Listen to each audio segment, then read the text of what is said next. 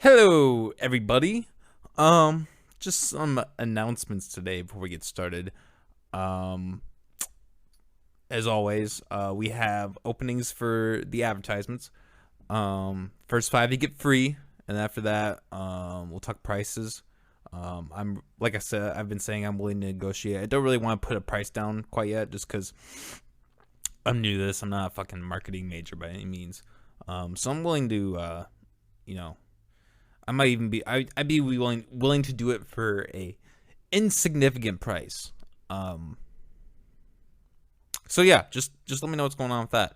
All y'all who are listening, if you got something to promote, you got business, you got a side project you want, in regards to that, if y'all don't have a business or a project or something like that you're working on, and you just want to mention at the end of every podcast. If you subscribe to my Patreon for $5 a month, you get that privilege. Not just once, not just twice, but the end of every single podcast. You heard it right. Every single one. Eventually, everybody's going to get so fucking annoyed that they're going to have to look you up. It's going to have to be like, what? Fuck. Coleman is just blasting them like crazy. They gotta be great, right? For only $5 a month, you can have that privilege. And yeah, obviously there are other tiers. You can go $10 a month. You can get behind the scenes access. Some stuff that we can't necessarily air on YouTube or other, maybe more public platforms. That's all I'll say about that. Otherwise, we are continuing to stay safe with the corona, all that. Everything's, at least in Iowa, everything's starting to reopen. So I'm really hoping to do more stuff with this, maybe even get out. I have a couple side projects in mind. So if any of y'all want to get started with that, hit me up. We have a fucking great time. Without further ado with that, or I should say, who cares? Fuck all that shit. The thing that's really important today is I have a very special guest on today. I've been having a lot of artists, a lot of rappers. I love it, but it's refreshing to have how do I put this? And maybe more of a regular citizen, let's say. No diss, no offense. Maybe somebody more of a caliber that I may be a little more flexible with. I don't know what the fuck I'm saying. Ignore me. Anyways, my guest today is going to be a man named J Bash. He goes by J Bash. I don't know if that's Jonathan, Jimothy. I don't fucking know. But it's J. It's J Bash. Well, that's all that matters. He's going to come on today. He's been a good friend of mine for years and years and years. And this man, he does a lot. He does a lot of behind the scenes stuff. Not in the music industry per se, but he's just an eccentric guy. He's such a character. I've been waiting to have him on for so long. This whole pandemic with the corona has put this on hold for way too fucking long. We're finally getting him on. I'm so glad that's happening. So please stay tuned for that. It's going to be good shit. Otherwise, I've already been rambling on way too long. Here's the show. Oh, but yeah, I'm fine. I mean, unless you want to listen to the trailer, I guess. But I mean, other than that, I'm not going to be. You're not an artist. I'm not showcasing any music or anything like that. So I am too an artist, just not a musical one. You piece of shit. He corrected me there. I was thinking in my head, I'm like, there's more than one kind of artist. I'm a performance artist, but also I sing. Thank you very much. You ready to get started? Sure. Fuck yeah. I assumed that you actually had already hit record. Yeah, no, I had. We just Okay.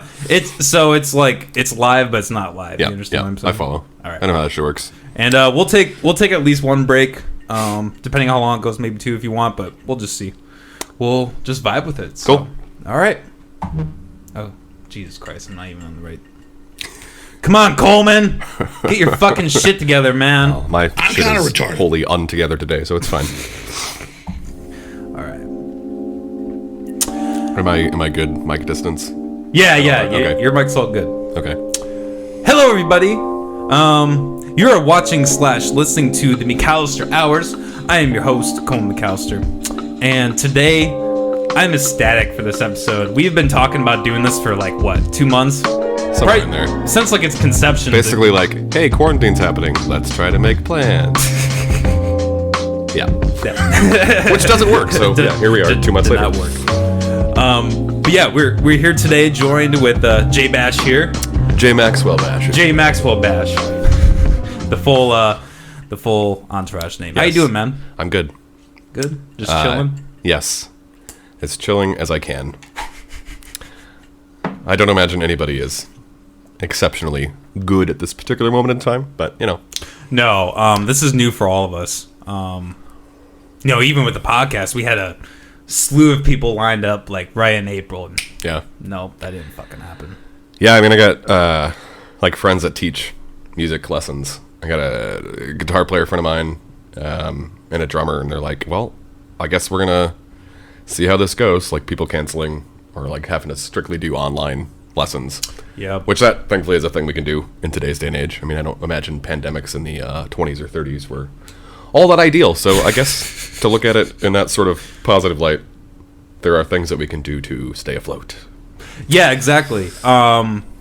We had another guest on the podcast here a few episodes back, and we were kind of talking about how this pandemic, how it could potentially shape technology.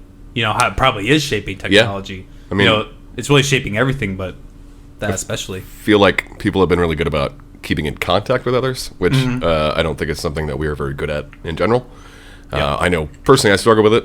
I sometimes, disappear and forget to contact people, and my brain or anxiety is elsewhere, and I'm like, oh, fuck, that's right, I looked at a thing, and then I didn't respond to it.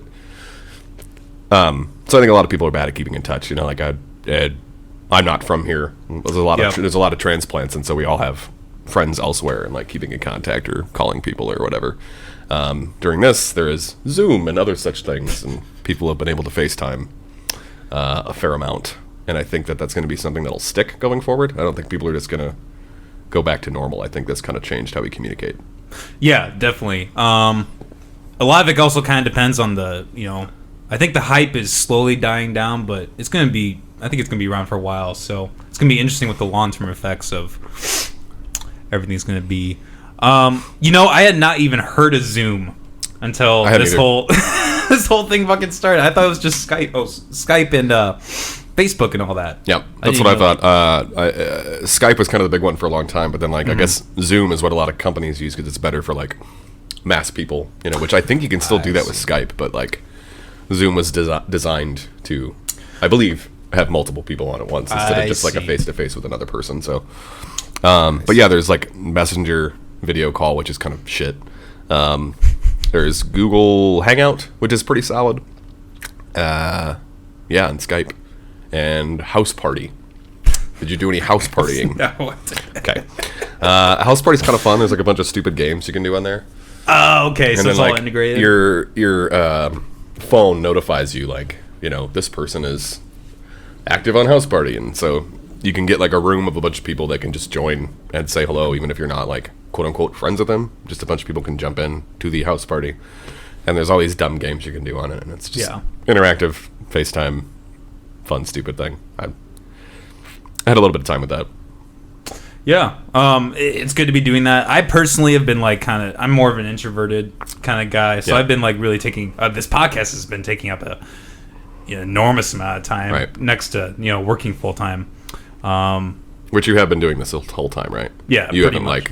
worked less or stopped working at all. My work increased actually. Yeah. Okay. Upon the coronavirus. I guess that's a good segue. We were just kind of talking a little bit. I don't know if you mind talking about your work, but how has your work been affected? Or you were not working for a while, right?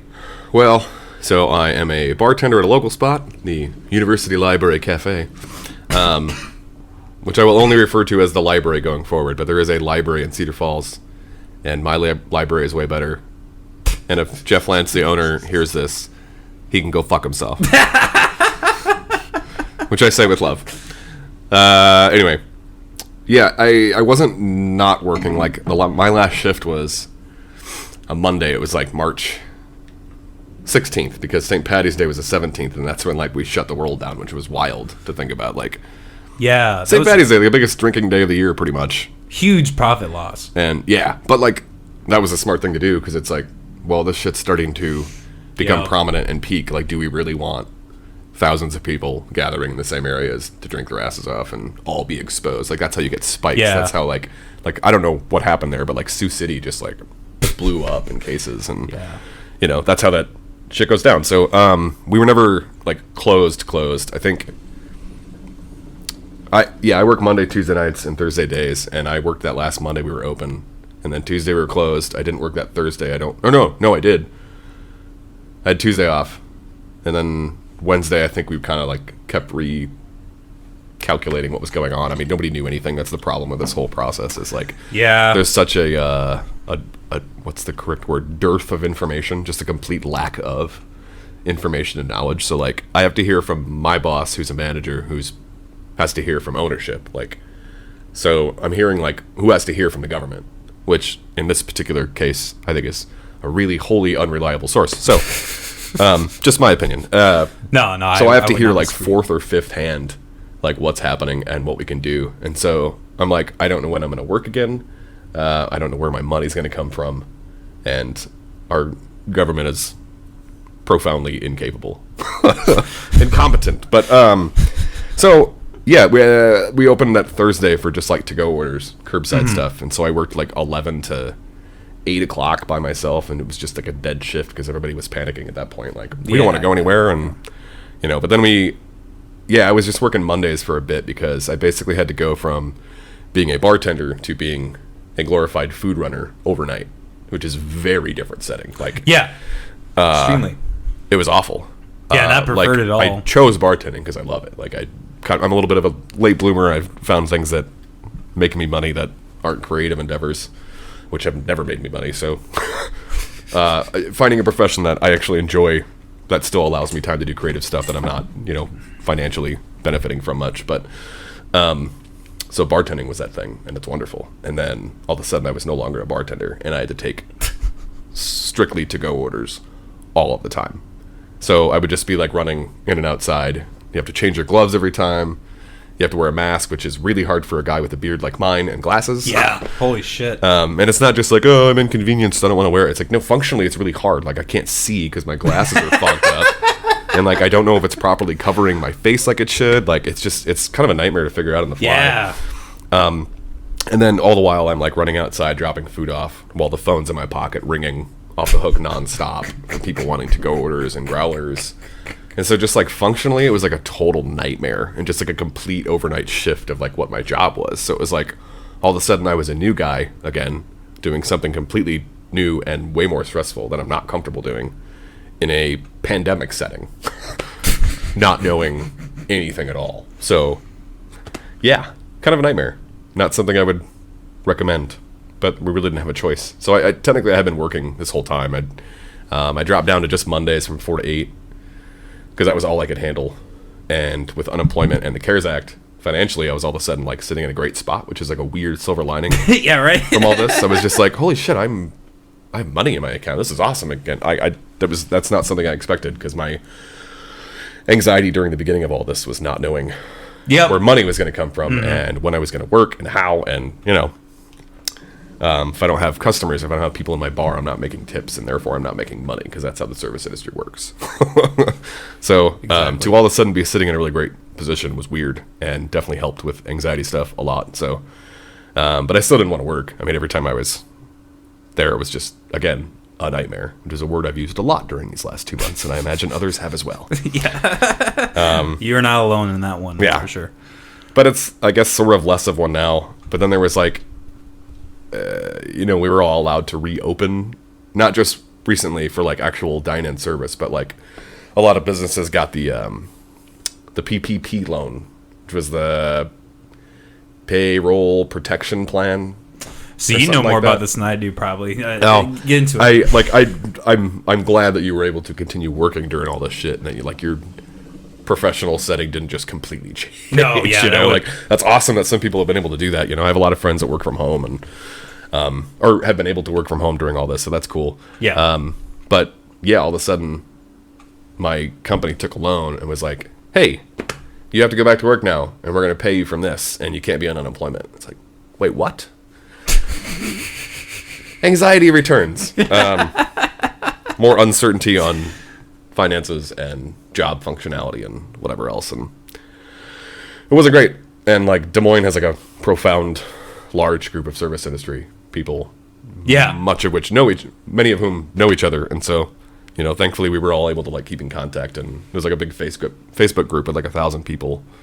Oh, wow. Many of whom kind of know each other, and we've all talked and kept in touch, and like, what do I do for this unemployment? And there was a guy that works at Iowa Taproom that works for the Iowa Workforce Development, and so he was able to like pass on a whole slew of information to all of us, so he was like extremely helpful. That's awesome.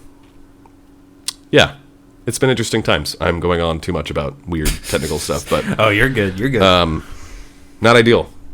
So most of my last 2 months have been being at home with my cat, getting weird, having a great time, because I am not somebody who is opposed to solitary confinement. No, yeah, and we're very alike in that, Yeah, I think. Yeah, I'm more extroverted than you, but like, yeah, my introverted tendencies are still there. Like I'm an extroverted introvert, I think is how I put it. You're in the middle. Like I grew up kind of an introvert, and like I had siblings and everything. None of us really all got along, so like I spent a lot of time in my room by myself. That was kind of like my space to not, you know, be an angsty teenager and hate everything. So, yeah, I can relate to that. So, then I realized that I'm actually really social, and then, you know, spent a lot of time in bars in my 20s and like getting to know people and kind of finding out how to be an outward social person that I am, while also finding the balance of introvertedness and the time I need to myself to, you know, it's a empathic thing. Like I say I'm a hyper empath. So basically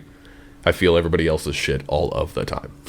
So, which is beneficial for like bartending. I can like feel people's vibes when they come in, and I'm like, okay, I know how to talk to this person. I'm kind of a chameleon because I've had so many different friend groups, and so I can kind of just adjust to whoever I'm around.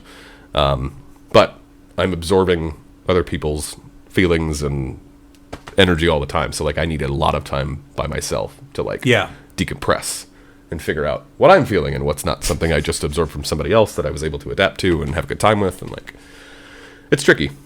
Finding a balance of being extremely social and needing like a large friend group and needing to meet new people a lot, and also needing a lot of time to myself. So I live alone with a cat, and that's the ideal scenario for me. That sounds perfect, man. Yeah. No, you're not gonna really, like I said, you're not gonna really relate to that. I think we get along very well in terms of that. When do you think you're gonna be bartending again? Well, I kind of am now. Oh, okay. Kind of. We reopened last week. A week ago this weekend for like limited capacity. Mm-hmm. So or half capacity essentially. Yeah. So 3 of our tables are open, and you can call. I was actually in there Thursday, I think. Yeah. Yep, I was in there. So Thursday night? No, it would have been afternoon. Maybe or shit. It wouldn't have been Thursday then, because I was there Thursday afternoon, and I did not recall seeing Tuesday? Maybe. I don't know. I was there. I don't know what day it is ever. I don't either. I know nothing anymore. Like that's especially those couple weeks where I was just working Monday, like, which I needed to do because I needed to just like take a break and recalibrate at home and be like, what the fuck is going on, and not feel just like crippling anxiety at all times. I had no idea what day it was then. I was just like at home getting weird with my cat, like my underwear and a flannel, like drinking endless Manhattans and watching like old pro wrestling and just having a blast, being like, this is weird as shit. Nobody else should be here ever because this is too much for others, but I'm having the time of my life. Like, that's all that matters. Yeah. You know? I needed that time to just like completely counterbalance what was happening in my professional life, like lean into private life as much as possible. Yeah. So I guess like when do you think you'll have like a full, like when do you think we're gonna be at the point where we have a full bar and you're back in your groove, like pouring shots, making drinks, all that kind of stuff? I have no idea. Like I really know nothing. Like the availability of information has been so limited. Like anybody knowing anything is such a shot in the dark. It's true. I worked Monday, Tuesday night, which was like the third and fourth day that we were quote unquote open for limited capacity. Basically, you call in and you reserve an hour time slot where you can sit at a table and you have to order food to be able to drink and hang out. And, you know, like if nobody else comes in and there's not people waiting, you could stick around longer than an hour. But yeah. So Monday, Tuesday night, I was kind of bartending. Also, we have 2 picnic tables that we put outside in the parking lot. Oh, okay. So we like sort of have like a patio, which is always like the one thing that the library was kind of missing, which as a bartender I'm thrilled about. Yeah, Because patios suck and I don't ever want to do that. But like as a patron, it'd be really awesome to just like sit outside and have drinks with people in the parking lot of the library and smoke cigarettes, you know? Like, it's true. so we can do that now because while the government is trying to fuck us at every turn, they also said like, it's kind of a free-for-all now. You know? These are lawless times. You can sell alcohol in to-go containers, cocktails, booze, whatever. You can openly drink in the parking lot. It doesn't matter. This is how we'll get through this together. Dang, I did not know any of that. Yep. That's I have heard that there are like some I'm not saying this about your bar at all, but just like some bars I've heard that are like reopening despite they're just like, you know, saying fuck it. Some of the more like the Tipsy Crow. I don't know anything about that. You don't need to. Just stay far, far away. Yeah, we're kind of just spitballing here. I didn't bring any notes. You're like enough of a character where I don't need any fucking plan at all. We just have some whiskeys and we fucking go with it. Yeah, I mean, as long as I have, you know, a whiskey in front of me, I can have a conversation for as long as I need to, anytime. So, and if I'm not too anxiety riddled, I can try to be entertaining. You ever drink Clyde Mays? I have not actually. Really? Yeah, no, I forgot to respond to you sharing that. Hey, look what I got! I just because I suck, but like, I've seen that one before, but I've never actually had it. So, well, this is actually I've never had this. This is the first batch apparently, Alabama style. So this guy Clyde Mays. Well, I've seen some Clyde Mays before, but maybe this like particular version of Clyde Mays is a new. I think this is like brand new. Okay, yeah. okay, cool. But I think a big part of why we get along so well is we're both very big whiskey and IPA proprietors. Yes, definitely. So yeah, that guy, he was a big part of the, you can read on the bottom, he was a big part of the Prohibition.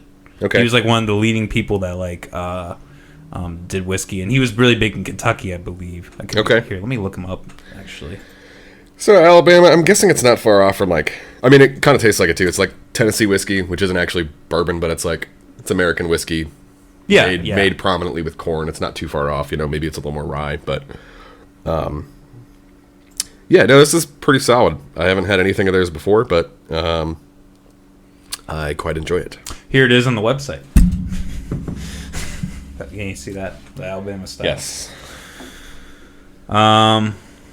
Shit. I'm trying to see if they have any info on like the guy, because like that shit's really fucking cool. Like all the. Mind if I? Yeah. Go for it. Yeah, man. This is a free for all right here with the whiskey all here. Okay, well, I've had half of a grilled cheese today. We'll see. My friend Molly, my lady Molly, she was here the other podcast.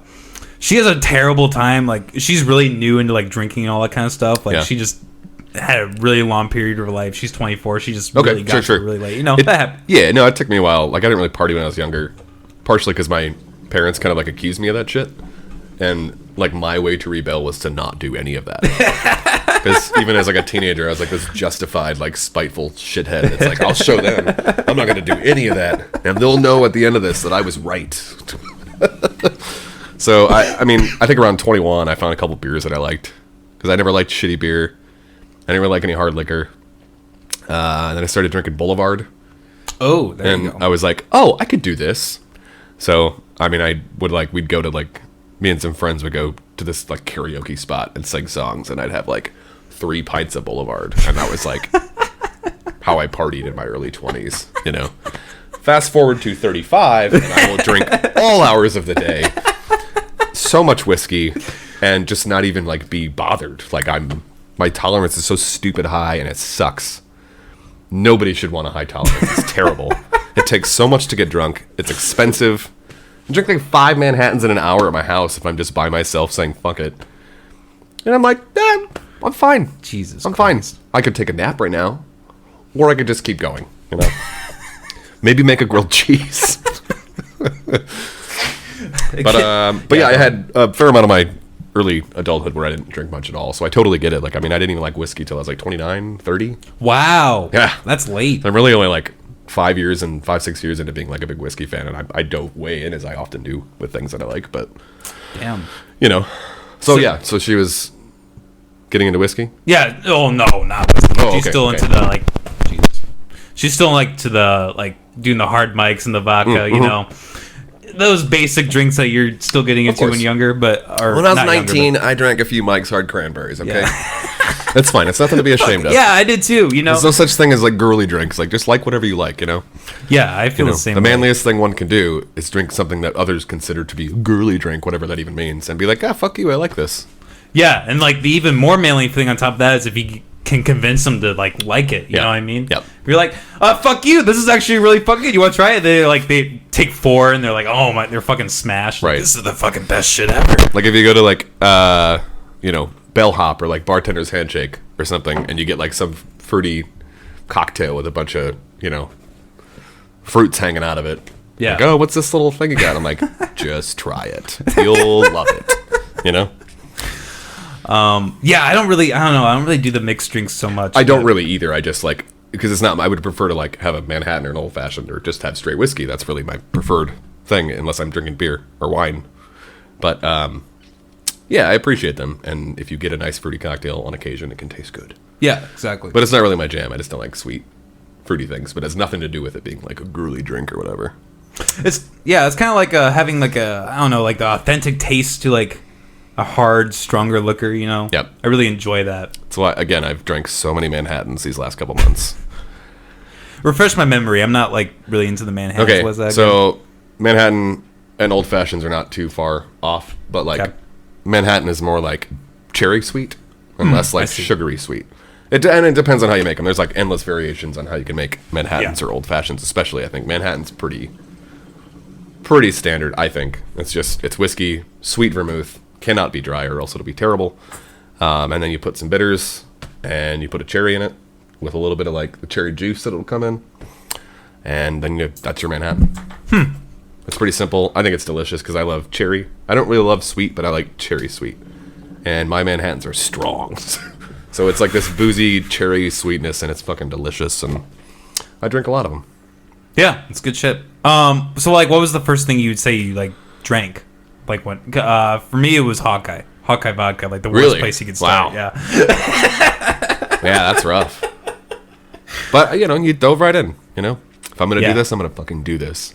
No, it was Boulevard for me. Like, I mean, before I liked beer, yeah, if people had, like, you know, again, Mike's Hard Cranberry, I was not opposed to. I did definitely like that one. I liked Goldschlager, weirdly, which is disgusting now. I would never, ever, I don't like anything cinnamon in the slightest now, but Ooh, yeah. probably because I had a really bad experience with Gold Rush, which is a knockoff Goldschlager. There's something about getting drunk enough to vomit when you're like 23 and then like burping cinnamon the next day. You're like, well, never going to drink that flavor again. Oh my god. Well, that's kind of the whole thing. Is like, doesn't sugar and alcohol like curdle in your stomach? It can. That's like the whole thing with like, Big Lebowski. What's the thing? The White Russians. White Russians. Yeah, Yeah. yeah. You can't like that's the Well, whole and thing. that's like with the milk specifically, or the heavy cream, whatever you're, you know, half and half. I think is kind of what people would usually use for it. But you know, whether you use cream, half and half, 2%, milk. Yeah. yeah, whatever you do. Like I see. I used to love White Russians too, and then I had too many of them one night, and that's just another flavor profile that's like pretty tasty. But if you have a bad experience with it, it's like a very specific flavor profile. So I don't really want anything to do with that anymore. Yeah, you can get fucked up. When I lived back when I lived in Canton, there was a small town bar, and they had like these like it was like a White Russian shot almost. It was like half the liqueur and then like the cream, and like you know it's small town. Everybody's just Right. taking shots, getting fucking smashed. And Totally. I just saw so many people get so fucking trash and so sick just drinking those things. Like you gotta like. If you're gonna be an alcoholic, you gotta be a fucking smart alcoholic. You know what I mean? At least totally. like know what the fuck you're functioning. You know? I feel kind of fortunate that I eased into drinking and just I wasn't really like around it. Like again, my parents thought I was, but like Did your parents drink a lot? I didn't mean to interrupt. no. I at think all. we grew up in a similar like very Christian conservative setting. Well, my dad drinks. My dad's always drinks. Oh, okay. So we had the Christian conservative aspect, but also that alcohol was bad. Ooh. Yeah. Like, damn. not allowed. There was no alcohol. 0 drops of Oh my alcohol in God. my house, ever. See, Gone. that's a big difference between you and me. Is like, Yeah. in my household, it wasn't really, like, especially liquor. My dad never drinks liquor. Yeah. He just doesn't like it. But, yeah, he would kick back beers all the time. Okay. And, like, it was always, like, every time I went to a family event, people got trash. So oh man, I just never had any of that. But my mom's dad was an alcoholic, and he drank till the day he died. Oh, And then, fuck. like, my first experience with an alcoholic was when I was like 6, I think. And he was like mostly like a pleasant man. He wasn't like this crazy abusive alcoholic. It was a thing that occasionally could turn bad. And I see what you're saying.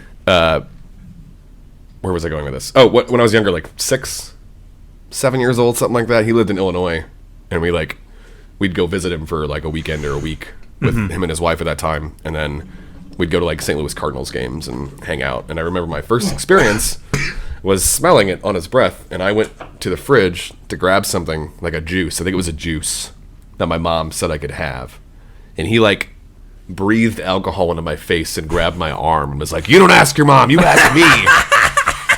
I was like 6, man, and I was like, "What the fuck is that?" That's when I knew, like, oh, that's alcoholism and drinking, which I just had no exposure to prior to that. Like, I don't even know if I knew that my grandpa was an alcoholic at that point in time. I have no idea because I just didn't grow up with it, you know.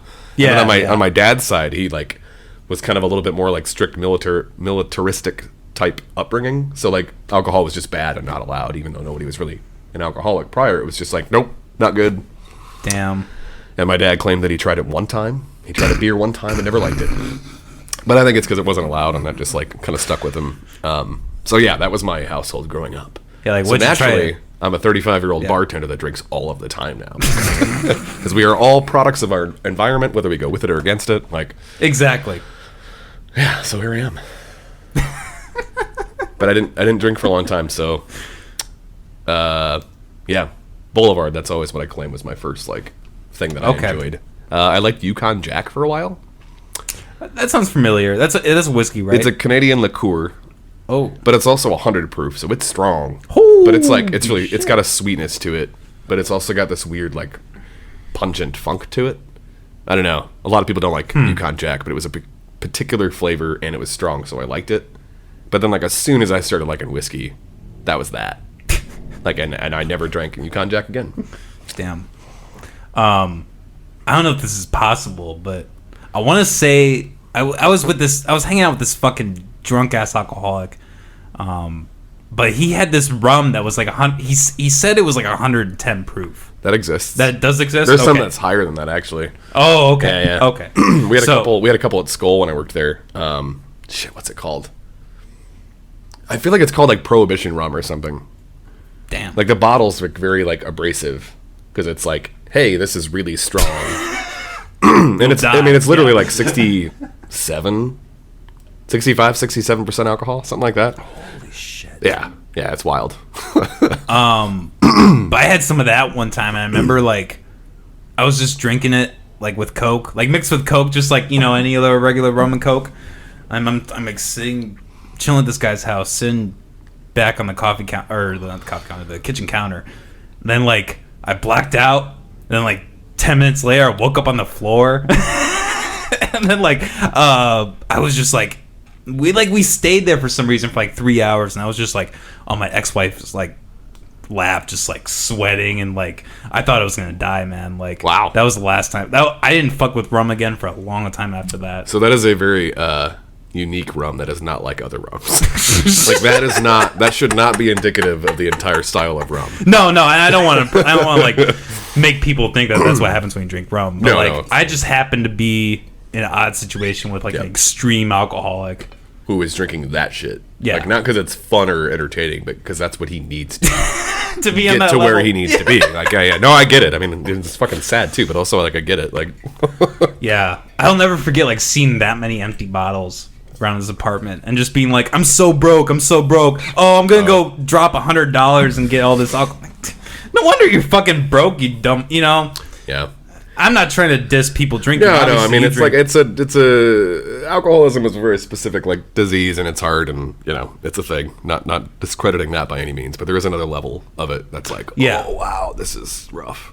I think the difference between like you and me and people like that is like we drink alcohol because we enjoy it. Oh, totally. Like enjoy I the taste. drink to enjoy, not to drown. So and Exactly. that's therein lies the difference, and unfortunately, that's a prominent thing for a lot of people, and Yeah. that's a hard situation to be in. So hopefully that person gets help. But Yeah. Exactly. The one thing I will say to anybody watching who might be under the age of 21 who's thinking about drinking, I at least recommend you wait until you're 18. Like bare minimum. What do you? I don't know. Sure. What's your opinion? I mean, I guess I don't really have one. It just kind of depends. Like I think, like as somebody who didn't grow up doing that and didn't really like I think I was so angry at my parents for like accusing me of that shit. I'm like, I'm just going to my friend's house and playing video games. Like, Yeah. Exactly. we're just like nerds going places to hang out. Or, like I had an older friend who is an alcoholic, but we just like hang out and like watch NBA basketball and like watch Led Zeppelin DVDs and shit. Like I wasn't doing anything harmful. I wasn't seeking out like a party. I was just like hanging out with friends because Yeah. that was like my source of positivity at a time where my home life was not that at all. So like I wasn't going out and partying and getting fucked up. I was just like being nerds with my nerd friends. Yeah. Exactly. So I have a little bit different perspective on that. Like I'm glad that I waited, but I think because I'm such a contrarian to like go against my environment and I'm like all oppositional defiant disorder and whatever else. So I chose to go probably this path intentionally because I waited till I said I would wait to do the things, and then I was like, well, I'm justified in that now, in my contrarian shitheadedness, and now I can do whatever I want. And so, it's not a surprise that I'm like a 35-year-old bartender that loves whiskey and is a booze connoisseur. Yeah, it's right. like totally the opposite of what my parents expected of me. So I mean, I think it'd be okay to wait to drink because there's always time. There's to always like time to learn like what's good and like what's something that people have passion for making and that's like delicious and not just like something to get you fucked up. Exactly. I always drank because I enjoyed it. I wasn't ever just drinking to get fucked up. Like I always liked what I was drinking, and so even now, like I'm drinking whiskey because I love it, not because I want to get drunk. Yeah. Which also sounds fine right now, but so if you're around it in like a safe environment and you're not just like some 16, 17, 18-year-old kid getting fucked up for the sake of it, but also like I don't know, I knew people that grew up in Northeast Iowa like getting drunk with their friends in cornfields, like slamming 30 packs of Busch Light, and they're fine. They turned out fine. Yeah, so, exactly. It's really hard. It's really hard to tell. It's like it's this weird combination of factors that makes somebody turn into like that compulsive, crazy alcoholic that everybody kind of thinks about. Yeah.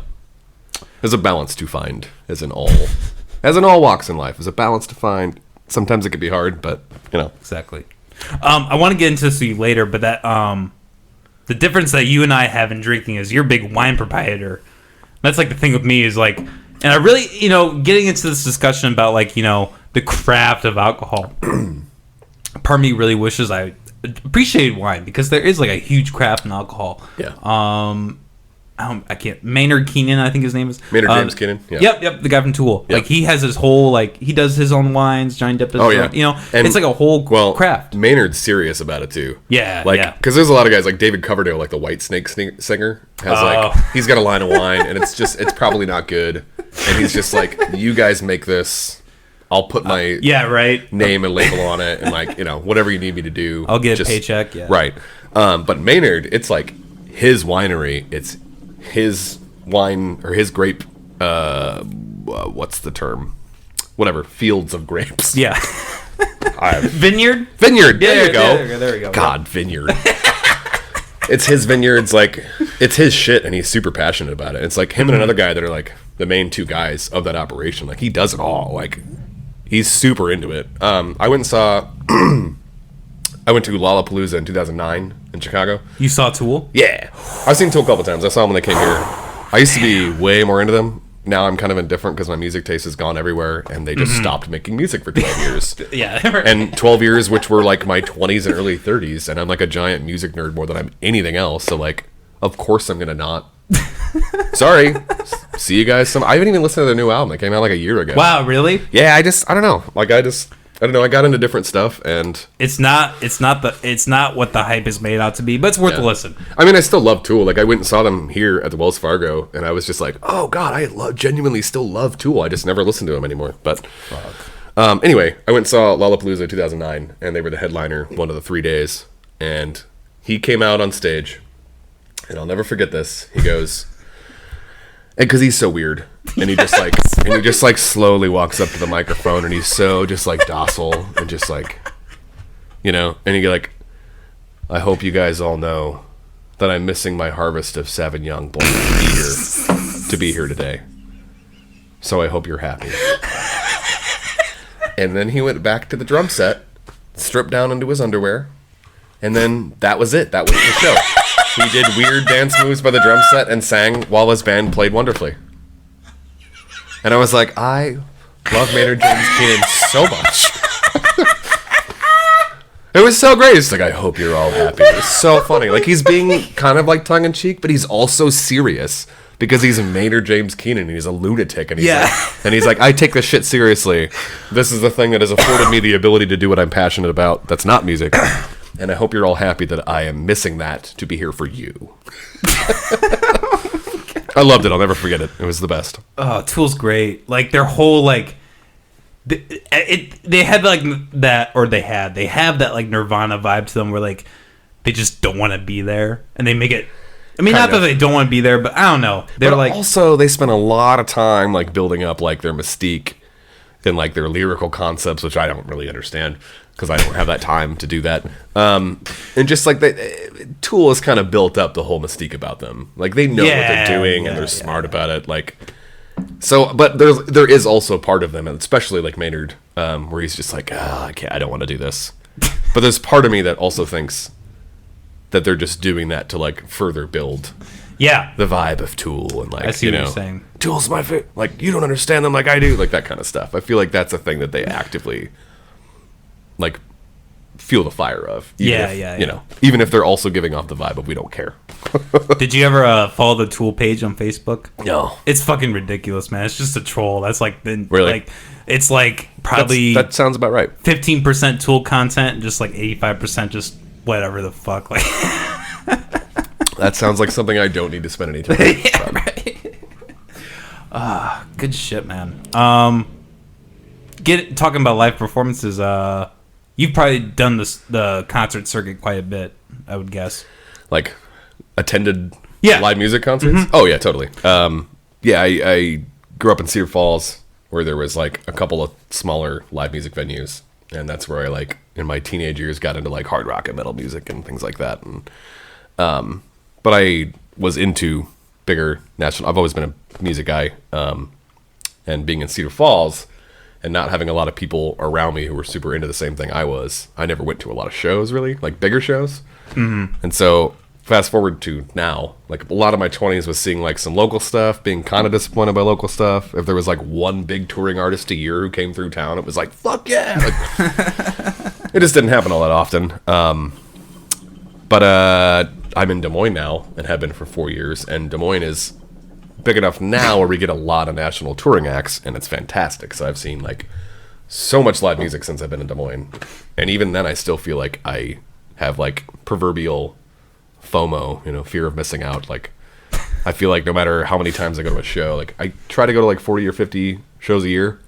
40 or 50? Yeah, and I don't feel like that's a lot. Like I feel like that's like not much. Like I got a friend in Minneapolis who used to like document every single show he would go to, and he's like, this year I went to 140 shows or something like that. God. Like, and that's a little too much for me, but like the 40 or 50 that I go to, so once a week I'm probably trying to go to something. Yeah. I still feel like, and there's maybe some weeks where I go to like 3 or 4 and then I go like 3 weeks without anything, but I still feel like it's not as much as I would like. So, I mean, Jesus fucking Christ, 40, 50 shows. I mean, it would be hard to pick out anything, but do you have any, like, obviously you just told your story about Tool, but do you have any, like, super memorable experiences about any other artists absolutely. That you saw? Yeah, totally. Go into it. Jason Isbell at Hoyt Sherman.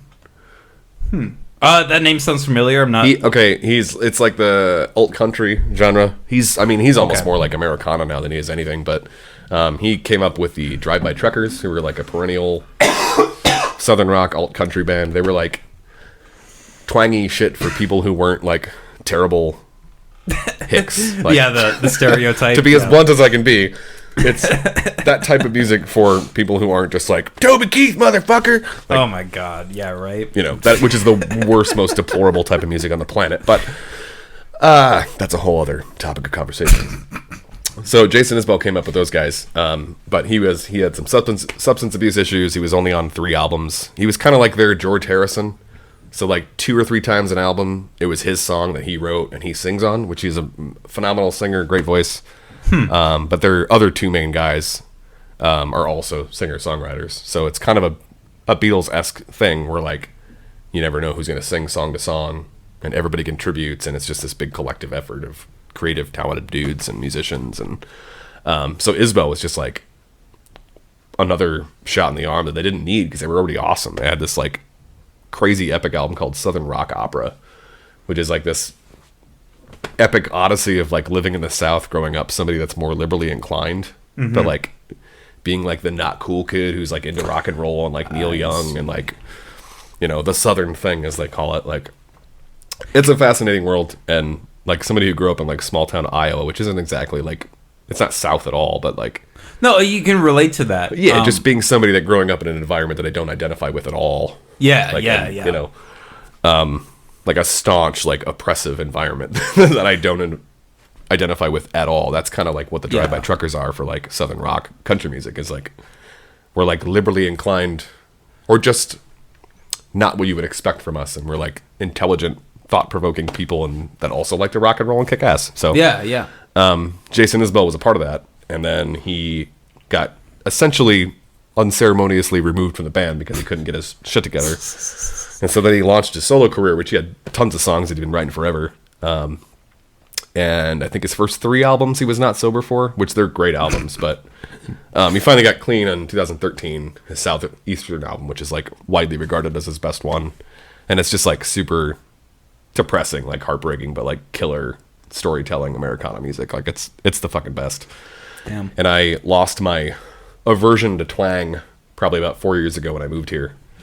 And he was a big part of that. And he played at Hoyt Sherman, I think, late 2016.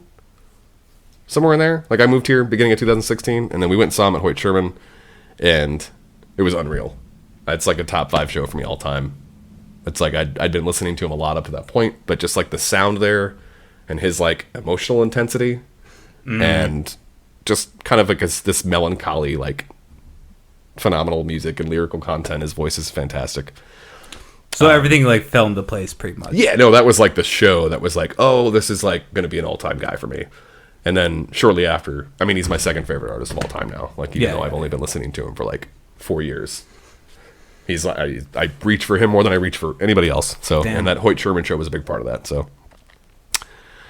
I've seen a lot of shows in Des Moines that are of like a very memorable variety. But when I moved here, Liz was my girlfriend and a musician, and so like I went to a lot of shows of her band, and but she was also a music fan, so we'd go see a lot of stuff, and I still try to do that, but now I can't. And I miss live music so much. Yeah, it's the thing. I've been having a lot of artists on lately, and they've all been saying, they've all been talking about how much this is hurting them. Yeah, not being able to perform. It's sucks. Really interesting where that's all going to be over the next couple of years. Yeah, and like as a music fan, it's terrible not going to live shows. Like, there's so much shit that has been canceled. Like, so many like festivals, just shows that were coming to town. All of them have just been canceled, and it's like, hopefully they reschedule. I think we're just calling 2020 a wash. Yeah, right. And maybe in 2021, shit'll stabilize, and we can reschedule these shows in the same way that they were this year. I don't know. Not to sidetrack at all, but as you're talking about 2020, this year killed the fucking stoners. Killed them. This coronavirus. This was supposed to be our year. Yeah, right? This was like, everything was like so, psychedelically aligned. And we were just, all right, whatever. We're not fucking partying with anyone. This is just a regular day. Right. So Halloween this year is like on a Friday the 13th, and there's like a couple other things. Or not the 13th, sorry, not Friday the 13th. Oh. Obviously it's the 31st of October. But there's like 3 or 4 things that are like very specific about this year's Halloween. Maybe it's like a full moon and some other things. Oh, really? I can't. It's a lot. It's not just that. It's like 3 different things that are like, this Halloween could be awesome, and if we get it canceled, we're all going to be pissed. And if somebody loves Halloween, like I'm going to be super upset if that just doesn't happen. But hopefully by October 31st. You would hope. I mean, you'd hope, but we haven't been good or responsible about containing the spread of a virus, and so it's true. We'll see. Yeah, that's all we can really do at this point. We can just see. This has been a great conversation, but before we get too far into this, I do want to play a little bit of this trailer. So backtracking. So you do a lot of shit. Like, you've done stand-up comedy, you bartend, you're just overall a very eccentric guy. I do a lot. One thing that people might not know about you, just from looking at you, is that you were actually an actor. Yeah. So this movie is called The Moving On Phase. I don't know. We don't know if you're in the trailer, right? I think that I am. You think you are? Okay. Yep. So I should know this shit, but it's been a minute. Like, I saw the trailer when it was released. Okay. And then I haven't watched it since, but I saw the movie. But I'm like, I bet he's gonna not propose. a main character, but a prominent character in this Alright. universe. So Don't get ahead of yourself. I'm gonna do this. I and don't try to know if this listen. is gonna happen. I'm optimistic. I am hopeful. That's We're Piper. at She's the brown wonderful. bottle. She was a great lead in this. He's gonna ask. First you. time acting for her. damn, really? Wow. Which, that's the thing when you make like So, micro budget indie films. I think You Yeah, find it'll like be a lot of something, amateur actors and talent, and some of them take to it, some of them don't. Yeah, exactly. There we go. That Yeah. Bros. That's Yeah. what it is. Bros on the rocks. Well, I'm single again. Now you get to sift through the leftovers. I've been there, girl. Here. Indeed, we have. Some shots. Yeah. There you are. There he is. So, you went home with a girl, and it was Connor's date. Yeah. Alpha female move. Totally. I just can't believe I went home Damn, with she's a hot. girl. Does that make me lesbian? This is a Means pretty you're good like human. female forward movie. How's it going, guys? Even- Yeah. Here's Oh, there we go. Michael. Okay, I'm here yep. to pick up Piper. Is she ready to go? That's pretty fun. Oh my god. Whew. That's good. It's like a female forward comedy, but like still kind of clearly made by dudes who maybe don't quite super understand that. I'm just an actor. I wasn't part of the creative process, so I do write most of my own lines. But Oh, that looks really funny. That I haven't seen. yeah, So you watched a couple of them, right? Like I watched the one. I think it was Fine Bros on the or not Fine Bros. Jesus fucking Christ, Bros on the Rocks. Okay. I think that was the one. That would have I been number watched. 2, and that checks out because that's the one I feel like of the first 3, like the first. So it's a series of movies called Bros. It's basically about 2 main dudes. I'm not one of them, but I'm one of the main characters. You're an important supporting actor. Yeah. If in the Oscars world, I would be up for best supporting actor. Yeah. Not in the slightest, but I mean, maybe I'm the best actor in these. Yeah, it's a series of micro budget indie films, and when we all started doing this, we were all just like stand-up comedians that had never made films before. Like, we had some guys that sort of were experienced with camera work. Like, we have a couple guys who work for like KWWL, like the news channel, like who are camera guys. Like, so we have a little bit of technical experience, but like, man, just the process of making a movie. This was like as indie as it gets, and it was just like a bunch of comedians making dumb R-rated comedies, like that we thought were fun. And so like, there's a little bit of like the first one is okay. Technically, it was not great. Like sound-wise, it was really bad. We just didn't know what we were doing. It was all just like amateurs, Yeah, I mean, Like, that's what you had to do. All of us, it was our first time doing this. Like, whether it was me as an actor or a certain guy filming a scene or like the guy directing it or writing it, like this was our first time for everybody. So that first movie's a little rough. Like, there's some fun stuff in there, but like it's like, oh man, all right, we got a long way to go. So the second one, we got so much better equipment. We'd all done it. We kind of had a better feel of the process. But also we were all stand-up comedians at one point, so we all like performance art was not, performing was not a stretch for any of us. So, but when you're doing a movie, you don't just have the same like 4 or 5 people unless it's like a particular like art house type film or something. It's like multiple characters, and so a lot of characters we got were just like locals that like we knew and or auditioned that we were like, well, they can remember a line and sound sort of genuine, so we're gonna put them in the film because we don't have any other options. Yeah. So, sorry, I don't mean to interrupt. That is one of the things I want to say that I really appreciate about you guys is that you're using that local Iowa talent. I mean, I don't know what the outreach of your directors who are making these movies are, but I assume it's bigger than what it was when they first started. Yeah. And it's really, you were pointing out the people in this trailer. I assume you know all of them. Yeah. It's really good that they're keeping in-house. I think that's important.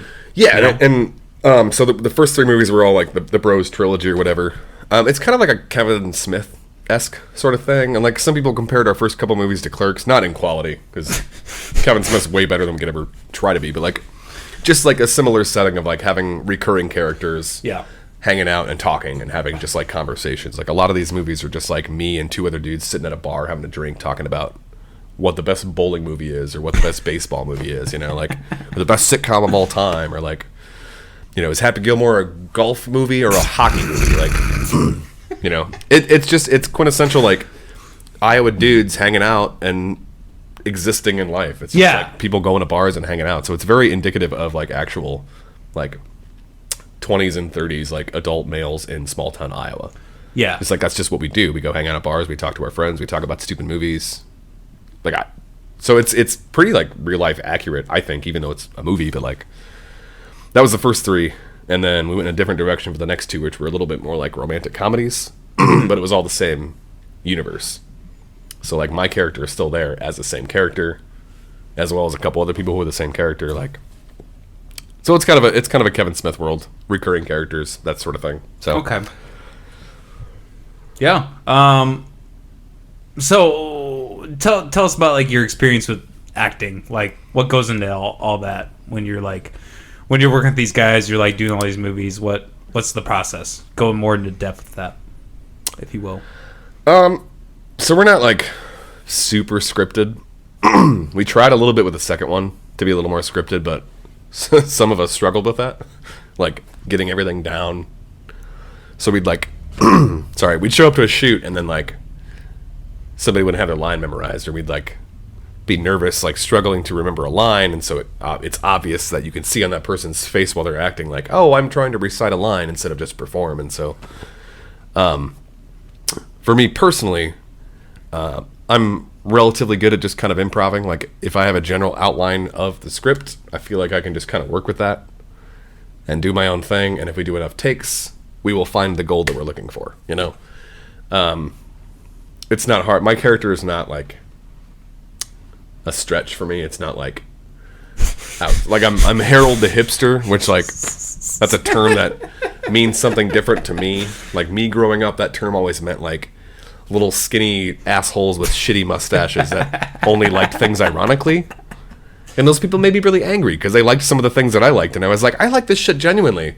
Like it's not funny to like, Pavement or the Pixies or something. It's like, this shit's great. Like I love this stuff. Or like the National's my favorite band. Like maybe that's like a trendy thing for like ironic people to be like, oh yeah, you're the Nationals. Well, too popular now, so they couldn't be like a hipster choice. But that's what I grew up thinking like a hipster was. So when people started launching that term at me, like I recoiled, because I mean that's what I am. Again, opposition defiance disorder. Like somebody says something that I don't particularly like right off the bat, I'm like, fuck you. So when the director of these movies, which is a guy that Don Ternagel, he first gave me the opportunity to do stand-up. He first put me in movies. He's great. We disagree a lot ideologically and politically. But that's fine. He's great. Exactly. And which you will kind of gather a little bit from these movies. Like you'll hear some jokes here and there where you're like, oh, I don't know about that. That's a thing. And we could have that conversation at some point if people wanted to. But he is a genuinely good dude, even though I don't agree with him a lot of things. He's given a lot of people a lot of opportunities to perform in scenarios where they otherwise never would have had a chance. And so he deserves the utmost praise and props for that. He's great. Awesome. But where was I going with that? Well, regardless, I would love to have all of you guys on the show. Yeah, like, for sure. We could probably get a couple people down here. For sure. For sure.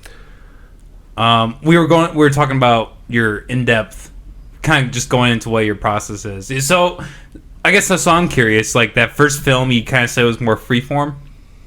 I wouldn't say freeform. Like, we had an idea of what we were trying to do. It was just like technologically, we didn't know what we were doing. Like filming, like sound wise, like the sound is really bad in the first one. Like, we've had a couple edits to it, and I think maybe it's cleaned up a little bit. But like the sound is rough on some scenes. Like there's buzzing in the background. It's just like voices are weird. Like, we just didn't have good equipment, and we didn't know what we were doing. So Yeah. you know. You gotta figure it out. You know. And I think the second movie, which is I think the first one that I showed you, which would make sense because I was like, the first one, the second one, we cleaned up a lot of things. That's what you should watch. I like that movie. It's fun. I think I felt a little more comfortable in that. Oh, I was talking about hipsters. That's what I was doing. My character is not a stretch for me because I get that term launched at me, which makes me kind of recoil a little bit. But I get it. You know, like look at this fucking aesthetic. Like, this is not uncommon. I understand, and I'm like, I like fine whiskey, and you know, I'm particular about music and other things. Like, I just like a single dude with a beard that has a cat. Like, I get it. Okay. Other people's definition of that term is different than mine, because mine was just like growing up with wispy mustache assholes in Cedar Falls that were just like dickheads at bars and would just play like 2 songs on the jukebox over and over and over, and just like sit in a corner and be like, we hate everything and only like things ironically. That's what I thought a hipster was. And so when that term started coming to me, I was just like, what? I'm a fucking hipster? What are you talking about? Like, I've since kind of embraced it a little bit and probably even leaned into it just because what are you going to do, you know? If you can't beat him, just kind of lean into it and make it your own. So when the director asked me to be a character in these movies called Harold the Hipster, I was like, are you shitting me, dude? It's funny, though, because he used to call me that all the time, and he was like, and I hated it, and he was so nervous about asking me to play this character, and I was just like, oh, yeah, no, I'd love to, because then I can make it my own. So, like, people think we have premieres for these at, like, a theater back home, and, like, inevitably after every showing, which always go really well, and everybody there is awesome, and then people, like, show up and have a great time and, like, clap and laugh, and it's awesome. It's so much fun. It's very, like, validating to, like, create this thing, and, like, it's super weird seeing yourself on a big screen. But then afterwards, people come up and they're like, hey, you were really great in that. And it's like, oh, shit, this is what performance art is. This is what, like, a creative endeavor is. You know, you want that validation. Like, you know, we create for ourselves, but we create it because we want to inspire other people and have something resonate and have people go like, I really liked that. Thank you for bringing me some joy. Fuck yeah, that's what I was trying to do. Anyway, people would come out and be like, that role wasn't really, like, a stretch for you, was it? And I'm like, okay, I get what you're saying. No, it is not a stretch for me. This character is not far from me, but it's like a caricature of me. This is going to be the most hipster thing I'll ever say, but like, it's me playing an interpretation of what I think people perceive me as. Like, I'm playing who I think they think I am. But that I know that I'm not. Like, I'm not that character. But like, there's elements of me that are that character, and it's fun to be like, I know what they want out of me, and like, filming is super fun because I just sit there and I'm just like in character, and I just like say like snarky, super hipster shit the whole time and make people laugh, and filming is really fun, and you know, so that's the acting process for me. I just kind of get into a groove and get into a character, which is not far from me as a person, and I just have fun with it, and I just say shit and have a good time, and sometimes that comes out well on camera. So yeah, I mean, you gotta play who you are. There's a reason Kevin Spacey is really good at being a creepy guy. You know, turns out he's actually a creep, which is really too bad because he's an unbelievably talented. I know, right? Actor. When all that shit came out, like, I grew up loving Kevin Spacey, like American Beauty and like whatever else. Oh like, god, it was great. I love Kevin Spacey, and like, that movie doesn't quite hold up as well, but I loved it when I was like early 20s and like figuring out what I cared about and what I was into. Like, American Beauty like fucked me up, and I was, as it did for a lot of people. You know, even though the Oscars blew a bunch of praise on it, like, I think it was big for like weird younger people who like didn't really like understand themselves or their crowd yet. Like, that movie kind of like hit home in a way that I don't even know if I could describe. Yeah, it was really like, because there's some misfits in the movie who like kind of find each other that don't really resonate with people outside of that very private interaction, and so, you know. Well, for those who haven't seen the movie, it's a analysis on like white suburban life, So, But you know, white suburban people who maybe don't super fit into that, but are a part of it and struggle with that. yeah, exactly. Yep. So, I mean, that theme alone, I mean, that's got to resonate with so many people. Yeah. That there's a certain mold when you know, regardless of what, you know, political spectrum or whatever spectrum you're thinking of, there's a certain way of life that might be, there are certain people who might want you to fit that mold. Sure. And there are a lot of people who are going to say, no, you know, fuck you. I want to do my own thing. And that's definitely a part of American Beauty and Kevin Spacey's character. Yeah. And him being like, I'm going to do whatever I want to do. It's what does he say? Like it's a beautiful thing to discover you still have the ability to surprise yourself or what. Something like that. Yeah. And again, there's things about that movie that don't hold up super well, and he's kind of a creep in it, and it turns out Kevin Spacey's actually a creep and a predator, and that is unfortunate, and he is canceled, and that is good. Yeah. But yeah. Have you seen his like creepy Christmas videos that he puts out? He does these like. Okay, we gotta watch this. The only like actor doing like a really creepy like home video thing I can remember is like Jim Carrey when he did that video that was like him telling Emma Stone he's in love with her. Oh, okay. Which I actually kind of enjoyed because I'm also in love with Emma Stone, so I totally get it. But because she's fucking phenomenal. So the whole thing is he put this video out. I think like I could be misremembering this, but I think he put this video out the day after his third victim killed himself.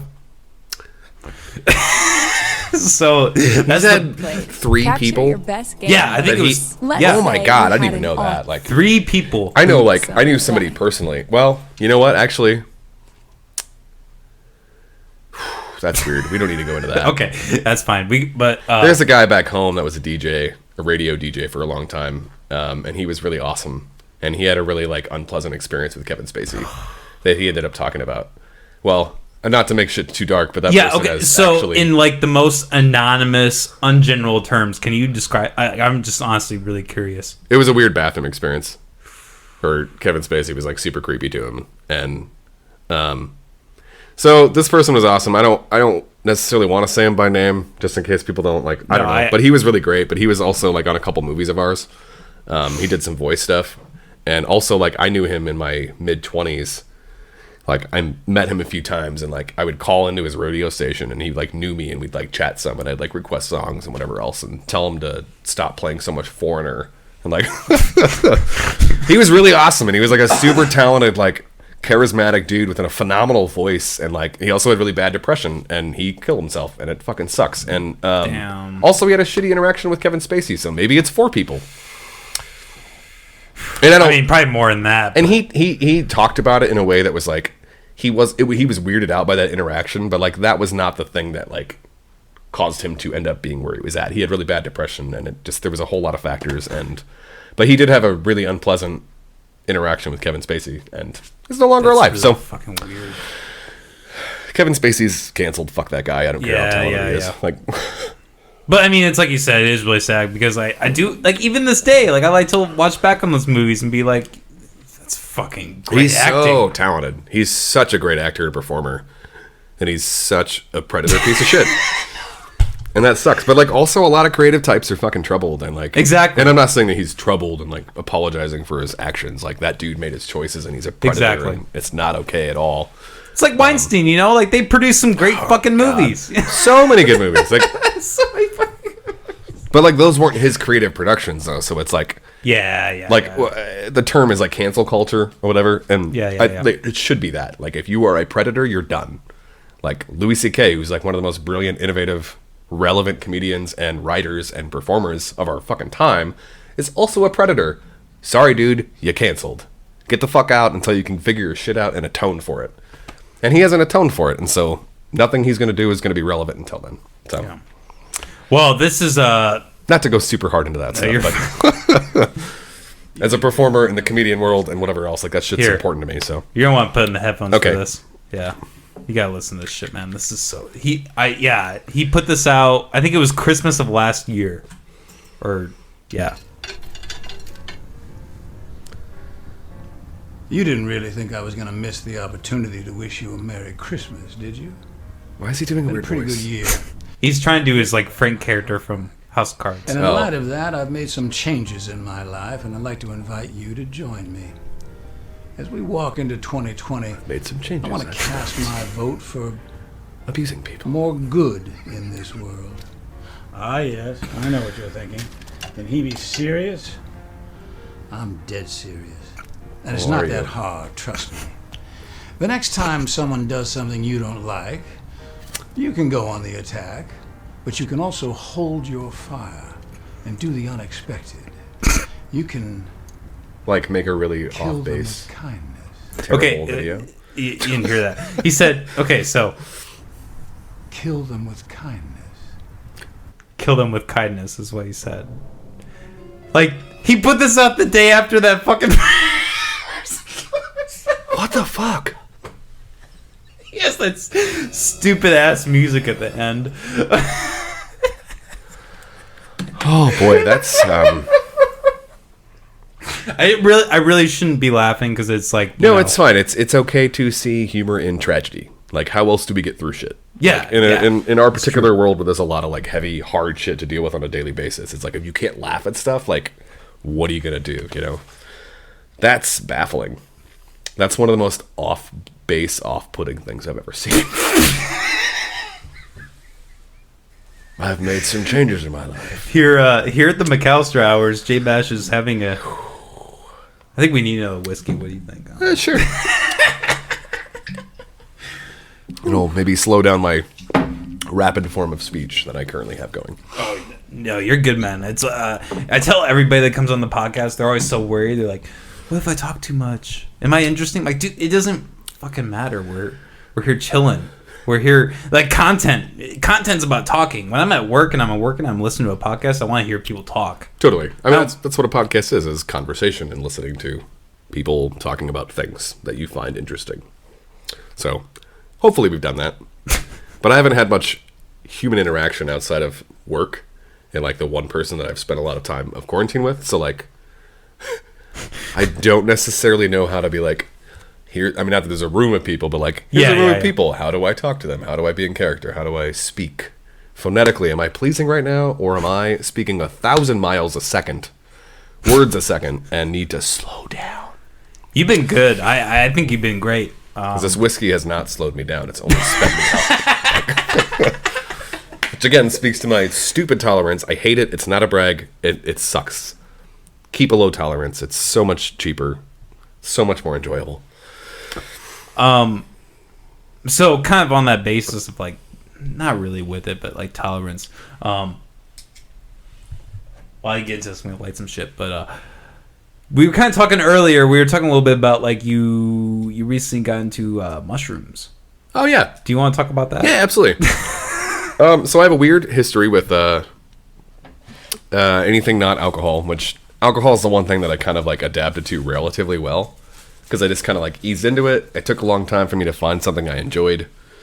So I never had experiences of just like, you know, slamming Hawkeye vodka or whatever else. And, you know, getting fucked up and like puking and just having these like debaucheries. And I think I eased into it because I had that like spite of people thought I was doing this and I wasn't. So I'm going to do it at my own pace and on my own terms. And, you know, I didn't, like my 21st birthday, I got fucked up, but I was in a scenario that I wanted to be in because I went to a house party and I like invited the people and like drank what I wanted to drink. And like, yeah, I drank too much and puked, but I rallied and I came back out and had a great time. So like, I've always been super fucking spiteful and like in that way where it needs to be on my terms and in a way that I want to do it. So, I've had not great experiences with weed. It just doesn't work for me. Like, I get too anxious. I had bad experiences early on.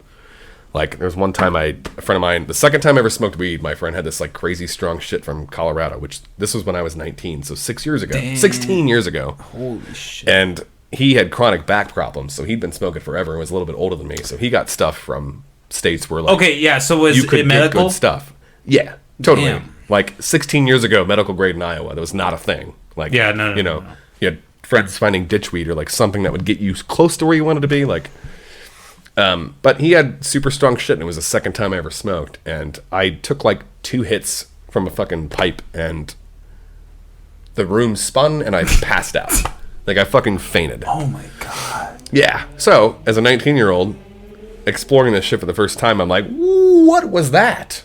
It was not ideal at all. That's a super unique situation, and I just, like, hadn't had experience with it prior, and so... Were you drinking beforehand? Not really, no, because I just didn't really drink much then either. So Oh, it yeah, was you like, said that, yeah. Yeah, I mean, I didn't get high or drunk in my life till I was 19. Damn. Yeah, same here. Because I had moved out, and that was when I was like, all right, I proved to them that I didn't do that shit, and now I can. So I'm going to on my own terms. So Exact same story here. Yeah. Like, exactly. So that was my first experience, or second experience, technically. So I just had bad times with it, and then, like, just kind of stayed away from it. But then, like, early 20s, I kind of dove back in a little bit and just didn't have a great time, and too much anxiety, and I didn't enjoy it. So I've just never had a lot of great experiences being high. If friends had, like, light, mild opiates, that would be enjoyable. I mean, I had some friends that, like, went pretty hard with some shit, like, in my mid to late 20s.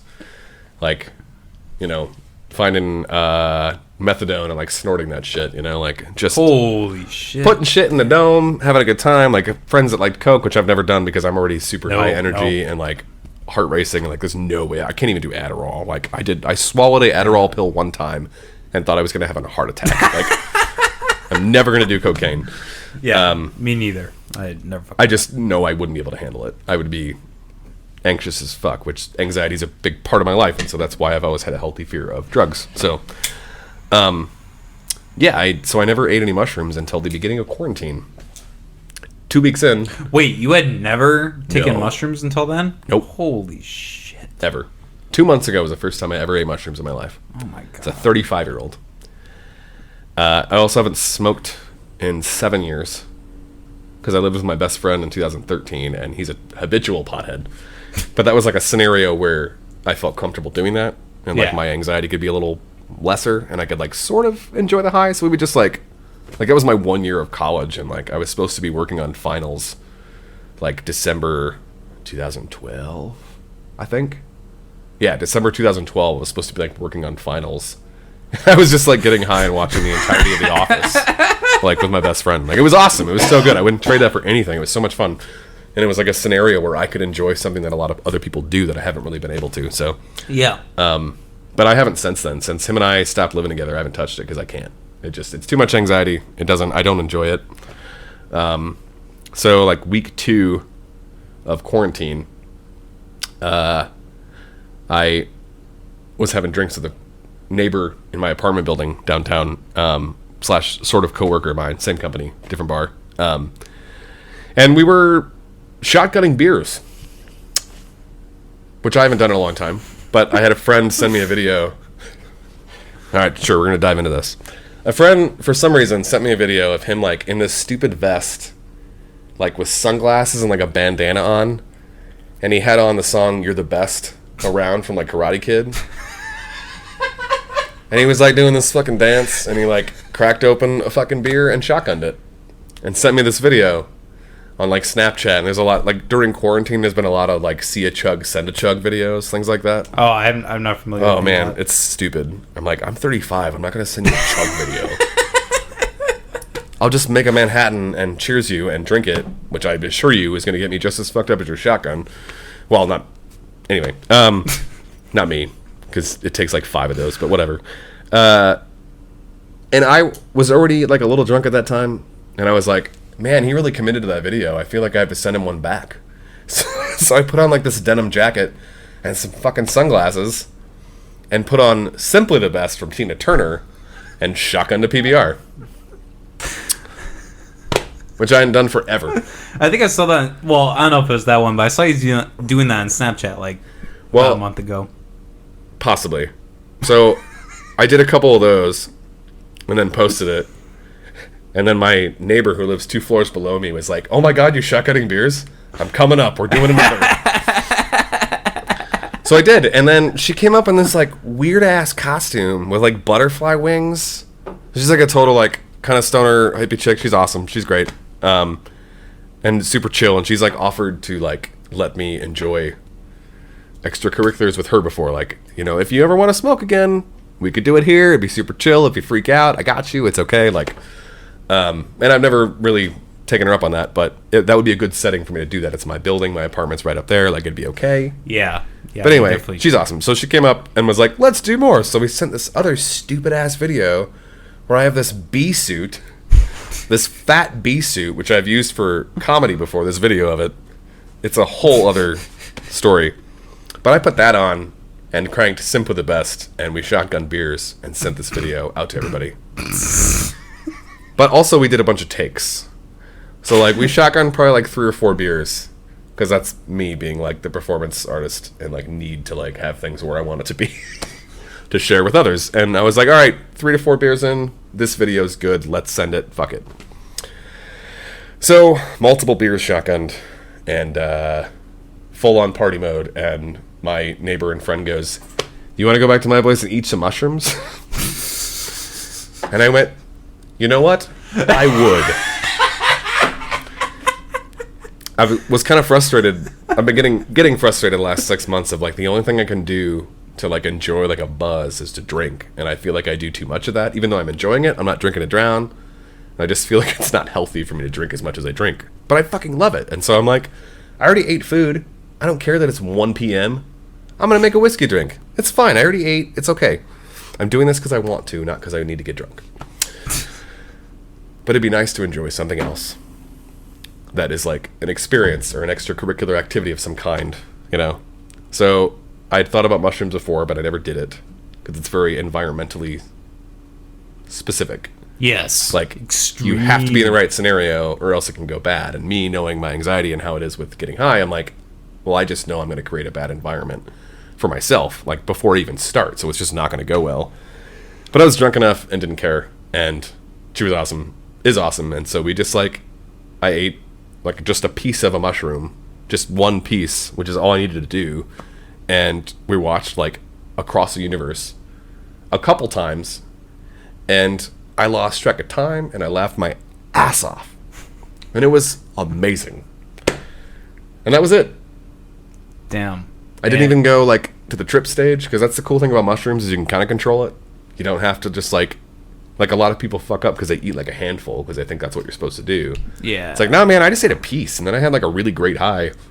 And I didn't experience much of the trip aspect, which is sometimes kind of, like, revelatory for people. They, like, have like a profound like psychedelic trip experience, and they're like, holy shit, that was amazing, and I like know so much more things about myself, and like my anxiety is so much lower now, which that's a thing that can be a thing. That's happened to me personally. Yeah, like the microdosing thing, like I'm kind of like experimenting with that a little bit, but also I'm just like eating mushrooms to just like enjoy a high, which is not something I've been able to do for a long time.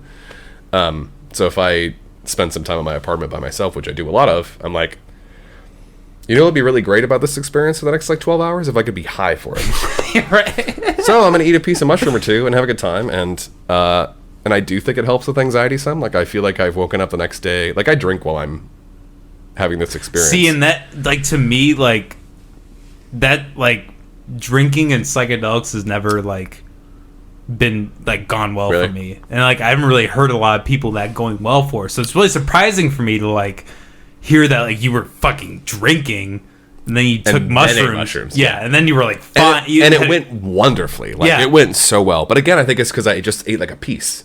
Yeah. Like you chew the shit out of the cap. That's kind of the important part. And like but I just did that. And then like half hour to an hour in, started to kind of feel it.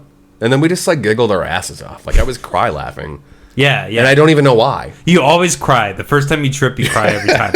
Every time. But like, because you're laughing so hard. Yeah. That's why. It was amazing. And I was just like, and as a 35-year-old who hasn't been able to get high in over 7 years, you can imagine my like astonishment at like just sitting there like cry laughing and like screaming at my friend like, why are we laughing? And she goes, I don't know. And then we just keep laughing. Like, that's what a high should be. It's so much fun. It's so like just nice to like not feel anxiety. Just be like calm and enjoying your surroundings, and like that's what a high should be. And I hadn't experienced that in so long, and so I was just like, holy shit, I can eat mushrooms. It's amazing. And so I've that was like 2 weeks into quarantine, so like right around April 1st, maybe slightly before that. Damn. And then like I've obtained some sense and have eaten a fair amount of them. I'd probably try it once or twice a week. Fuck. There you go. To varying degrees, like, because I work 3 days a week at my bar in our current weird setting, and then I spend a lot of time at home. So, a couple times I have somebody that I spend time with. A couple times I am by myself. And when I'm by myself, I'm like, I'm going to eat a piece of a mushroom, and then, like, watch some old-ass wrestling and get weird and have fun. So you're just microdosing every time? Pretty much, yep. I haven't really experienced a lot of, like, a full-on trip. They say, like, so... It's been so fucking long since I've taken... I have had a horrible time on mushrooms. Like, I'm more of a LSD proprietor. Sure. Which I've thought about. Like, I'm so not in tune with drug culture because I just haven't been around it. So I didn't even know that, like, LSD and acid were, like, the same thing. And that, like, it's basically a natural thing. And it's not like this...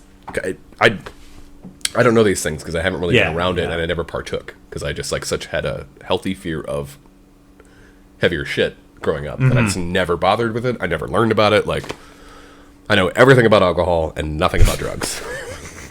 Psychedelics, like, it I feel like it... And obviously you experience that with mushrooms, but you gotta try it a couple times. You gotta, like, kind of get into it, you know? Sure. Like, the people that have the bad time tripping are the people who aren't able to, like, tune into that. You know what I mean? Yeah. People who maybe be drinking a lot, and then, like, you give them acid, and they have, like, the worst fucking experience they've ever had. It's like, well yeah, they didn't know what they were getting into, and they just said fuck it, and they just, like, dove way into it. I feel good about it my first time because I was just like, I'm just eating a piece of a mushroom. It's fine. Like, and that's what I realized afterwards is nice about mushrooms is that you're not just you don't have to just, like, eat a shitload of them and have a crazy trip and, like, fuck your world up. You can just kind of ease into it. There are phases of highs with mushrooms. There is just a high, and there is a trip. I haven't done much of the trip. I've, like, had a couple scenarios where, like, my environment started to shift, and where, like, somebody's face started to look different than it normally does. Like, I've had a little bit of that, but nothing too profound that has, like, fucked me up yet.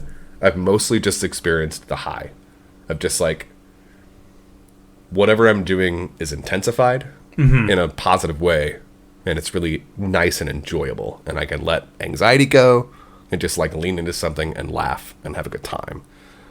Which is what a lot of people do by smoking, but I can't do that. And so for mushrooms has been kind of that for me. Even though that's great. There's a whole other level of it that I haven't experienced yet, and I'm, like, slowly trying to work up to that to maybe, like, try to have, like, some real trips and see what happens. But see, I'm gonna give you an applause. I really congratulate you. No, really. You, like, I tell people about psychedelics, and, like, 95% of the time they're so freaked out. They're like, psychedelics? Like, you take LSD by yourself, and you, like, hang out? What the fuck is wrong with you? People are a little alarmed that I do mushrooms by myself sometimes. Like, people who do mushrooms are like, you just eat those by yourself? I'm like, fuck yeah. But, like, it's great. But, like, I love my apartment, and I love my environment, and, like, it's my space, and it's just me and my cat, and I just, like, I love spending time by myself. So, like, that's not a stretch for me to have that be a positive environment where I do something that your environment is so dependent upon what you're doing. You should try acid. I think that I should. Like, I've thought about it a little bit since I've started being able to. The first time you should have someone with you, but, like, I think that's something that you could, like. Well, and that's probably something with my neighbor who's, like, probably done a fair amount of that and knows that kind of stuff. Like, she'd be somebody that would be really good to do that with, and if I start like going off the rails a little bit, she'd be like, "Yeah, this is fine," and I would trust her, and it'd be okay. Like, environment is so important. So well, and you know, because that's the thing about LSD, and you were just talking about, like, how people use psychedelics to combat anxiety. Yep. That's been for me personally, because when you take acid, like, I always tell people, like, when you take acid, you will experience anxiety. It's not something that, like, might happen, may possibly happen. You are going to experience it. You're going to have a come up. Your entire chest is going to be tight, and you're going to feel like you're fucking shooting through a rocket ship. The point isn't that you're early on after.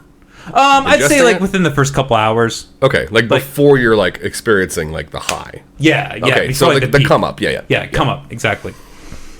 But, you know, I tell people, like, that's like the whole part of the experience.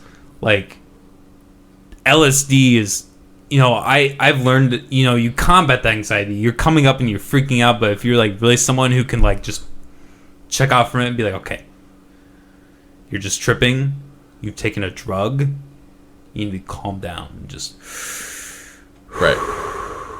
And if you can do that while tripping, if you can do that while on LSD, fucking like skyrocketing, like shooting out of your body. If you can have that experience and fucking calm down, you can do that in life. Okay. I'm a huge believer in that. Nice.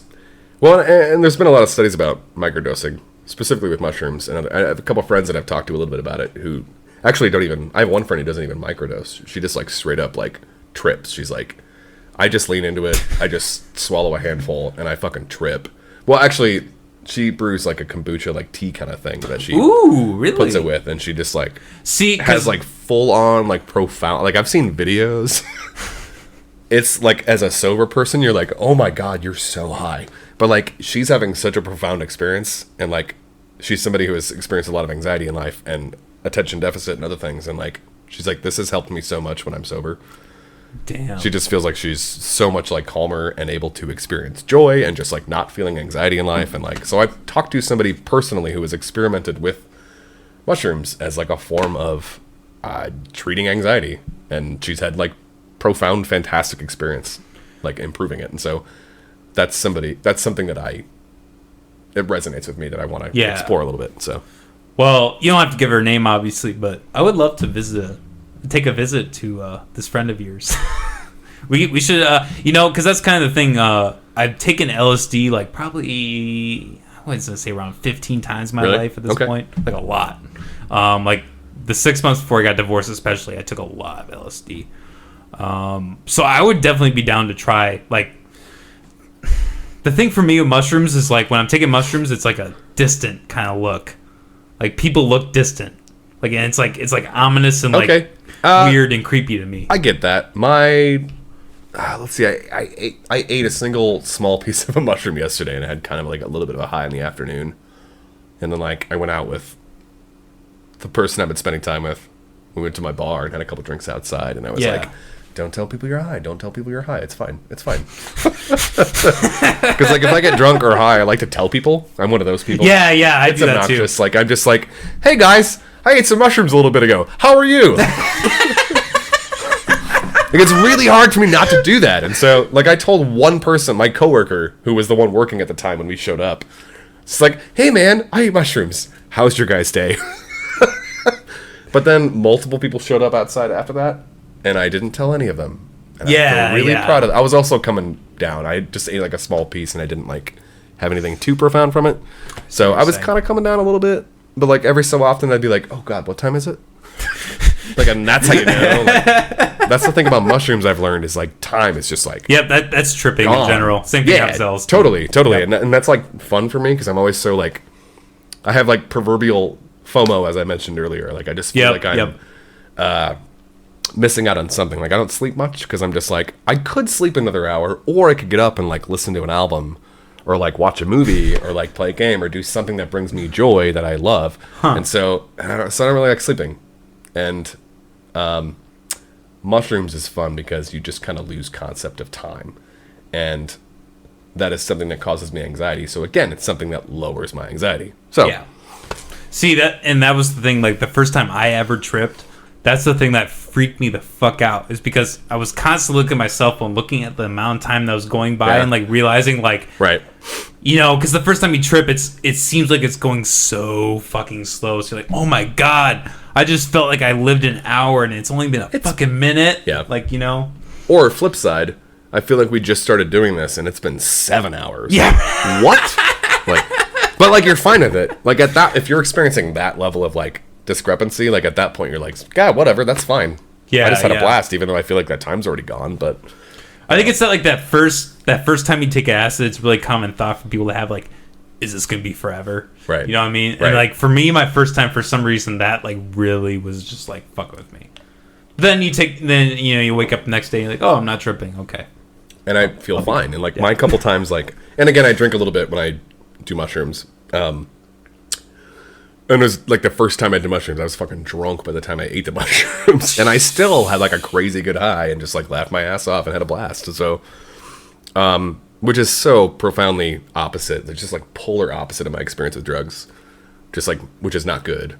It's like, so to be able to like have that chill and enjoyable of a high, even though I was already fucked up, like, God, it's just like, I can't even express like the relief that's so that important, I feel about my ability to like do something and have like an experience from it, you know? Like, that's not just, like, drinking and getting a buzz. Which Yeah. is, at this point in my life, it's just, like, it's not even anything profound at all. It's just, like, something I do because I like it.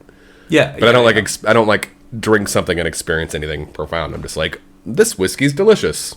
That's my experience. See, I don't learn anything from it, you know? Like, getting high, you can learn things from. yeah. Or, like, lower your anxiety or, like, have an experience. Like, I can't do that drinking anymore. Like, I've done too much of it. There's nothing, like, exceptional about it. It's just, like, a thing I do, so. I mean, yeah, I mean, you kind of even get the same way with pot, you know? You get to the point where you're just like, I'm just breathing, basically, you know? Totally. And I have so many, like, habitual pothead friends who just, like, that's just what they do. And it's like, it's an anxiety med, essentially. Yep. It's just, like, something they take every day that, like, keeps them where they want to be, so. It keeps you level ground, and, you know, like, just contrary to, like, Xanax and a lot of things that people are described, it doesn't have that, like, I mean, it's numbing in a way, but you're still alert. You can still go work and you can still do things, at least in my experience. Yeah. No, it's fucking crazy, man. It's been a good conversation so far. Yeah. I say we take a little quick break. Sure. I'm thinking about toilet right now. Fair enough. Currently. I'm thinking about whiskey, so. Oh, there you go. Let's take a break and reconvene. Yes, take a break. We'll be right back in just a little bit, folks. All right, stay tuned. All right, everybody, and we are back with J Bash. Yes. Present. At least mostly. Mostly accounted for. Mostly present. Which is my general state of being. Most of our brains are here. A little bit might be lost in the clouds a little bit, but that's okay. A little bit in the bottle, but whatever. We're a little more over halfway. I'm fine. Though, again, I really did only eat like a half a grilled cheese. Yeah. So that's going to be like the only way that I know that my tolerance is going to shift and be shitty is if I don't eat much. Which I always, like, it was my two rules for quarantine were food before booze. Like, even if I start drinking at noon, that's fine as long as I had breakfast. It's a day I'm not working, like, whatever. I don't care. Like, yeah, maybe I'll make a Manhattan at 12 o'clock or crack open some kick-ass beer I've been wanting to drink. Like, as long as I eat ahead of time, it's fine. Food before booze and clean up whatever tragedy happened the night before the next day. So, like, I run my dishwasher or, like, do some laundry and, like, make sure that I, like, fold it and put it away and things like that, you know? Like, just simple little, like, routine things that make sure that I'm, like, keeping my shit together, even though I'm kind of, like, living, like, a weird life of fuck it. I can do whatever I want every day, and I love it. And I'm kind of leaning into it. But as long as I'm not getting messy with it or, like, getting super, like, depression den or, like, not taking care of myself and my environment or my cat, you know? Like, yeah. That's how I know things would be going south. But I have very strict principles during this time that allow me to do whatever I want while still keeping my shit together relatively well. So, yeah. One thing I've always admired about you is you're very, like, I don't know what the fuck that was. That was weird. You're always, like, very self-conscious about yourself, I feel like. I'm cripplingly self-aware. Like, it's awful. Like, I'm glad for it, and I'm thankful for it, especially, like, in the service industry or, like, in whatever other walks of life where you see people do something that's just so unbelievably just lacks self-awareness. Yeah. Like, somebody does something that so clearly affects other people negatively, and I'm like, how do you not even realize that? Like, how do you not know what you're doing right now? Like, it just baffles me. Like, so I'm really glad that I employ such a high level of self-awareness because and it's part of, like, the empath thing, like a hyper empath thing in my case. Like, I'm so aware of how everything around me feels and how I affect other people that, like, everything I'm doing is so calculated because I know that I'm trying to not affect people in a negative way. And so, like, it sometimes hinder me, sometimes cripples me, other times I'm thankful for it. More times than not, I'm thankful for it. But it can be tricky. But I think there's a lot of, like, especially, like, an American culture of just, like, you know, no empathy, no compassion. Just people being like, it's America, figure it out, or fuck you and move elsewhere. Like, well, that's a perfect segue into we were just talking about this a little bit, PC culture. I don't know, we can get into that. I don't know how you feel. I think this might be a point where you and I might disagree a little bit. Maybe. And I think there's, like, not and I don't mean this as a critique in the slightest. I think you're a little bit more conservative than I am. I'm a little bit more. I'll admit it any fucking day. And I think it's not necessarily like a Christian conservative thing, which again we've talked about maybe covering like an atheism sort of topic too. Yeah, but, it's not really in that way. It's just like you tend to be a little bit more conservatively inclined, which there is nothing wrong with at all. I tend to be a little bit more liberally inclined. I appreciate that. But what matters is when somebody's conservative views start being socially conservative, which in our culture means oppressive towards people who aren't like me. And you are not that way. And so like that's not a thing at all. So I appreciate that. But I feel like I still have to say, like, when I say I feel like you're a bit more conservative than me, I don't mean that negatively. I just mean... No, and I really do appreciate that. Because there are others who are more liberally inclined who would be like, you're more conservative. Yeah, right. You fucking asshole. Like, yeah.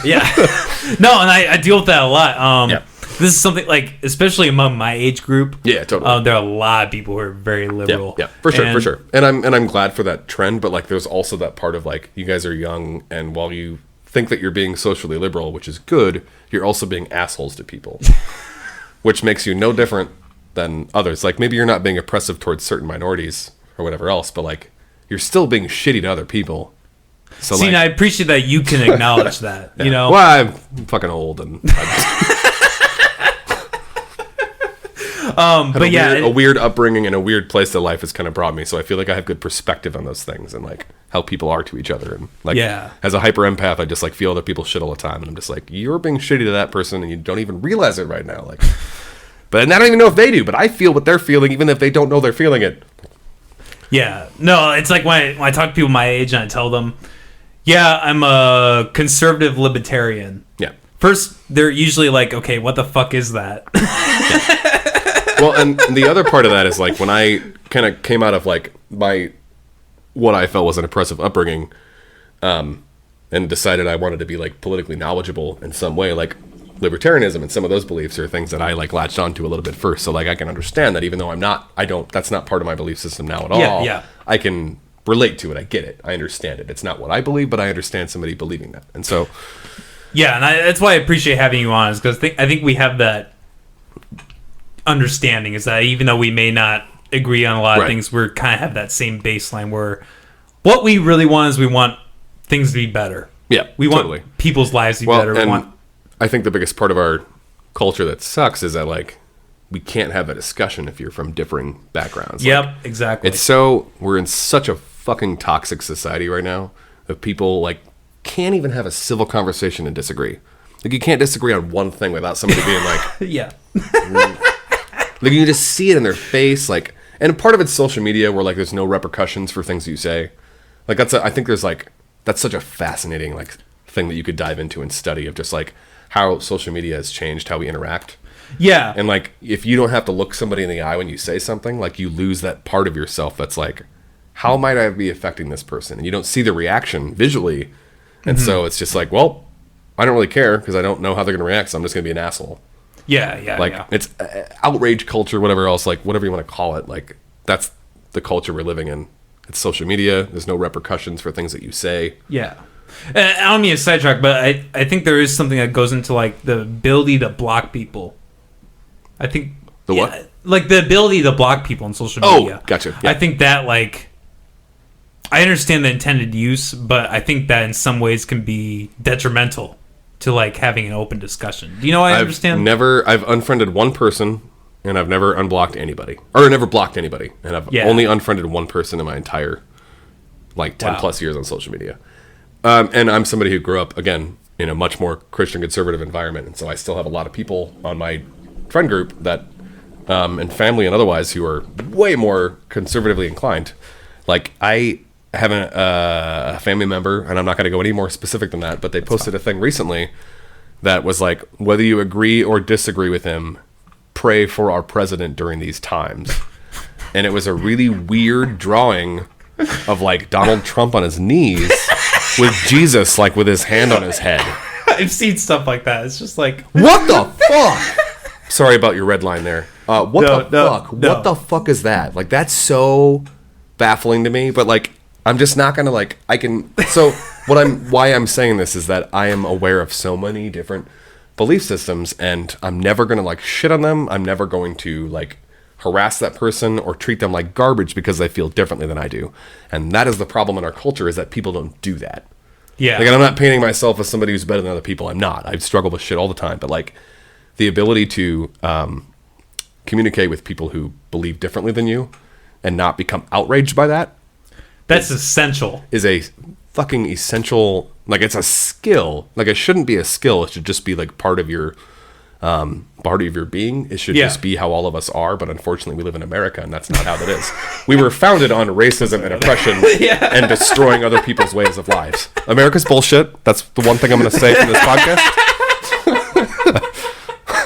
So, like, that's not part of our DNA. That's not part of our DNA to just be decent to other people, like, because we were not founded that way. Like, so the ability to just be like, oh, you don't feel the same way I do? That's interesting. What is that about? Like, to just, like, genuinely, compassionately inquire about how other people feel and believe. That's not a thing in our culture. That sucks. And so, but also, so I want to get to the PC culture thing. Yeah. Because, like, I feel like that term, PC culture, is like a conservative buzzword. I feel like that's something that more conservatively inclined people think of. I'll give you that. And there are people who are more left-leaning who are like, who go too far with, like, well, you can't say this and you can't say this. But I think that's, like, an important thing to think about. Like, I think more often than not, like, let's say maybe 70, 80% of the time, just to throw a number out to give a frame of reference, PC culture isn't about being PC. It's about not being an asshole. Like, look, PC culture isn't being like, oh, I can't even say that's gay anymore.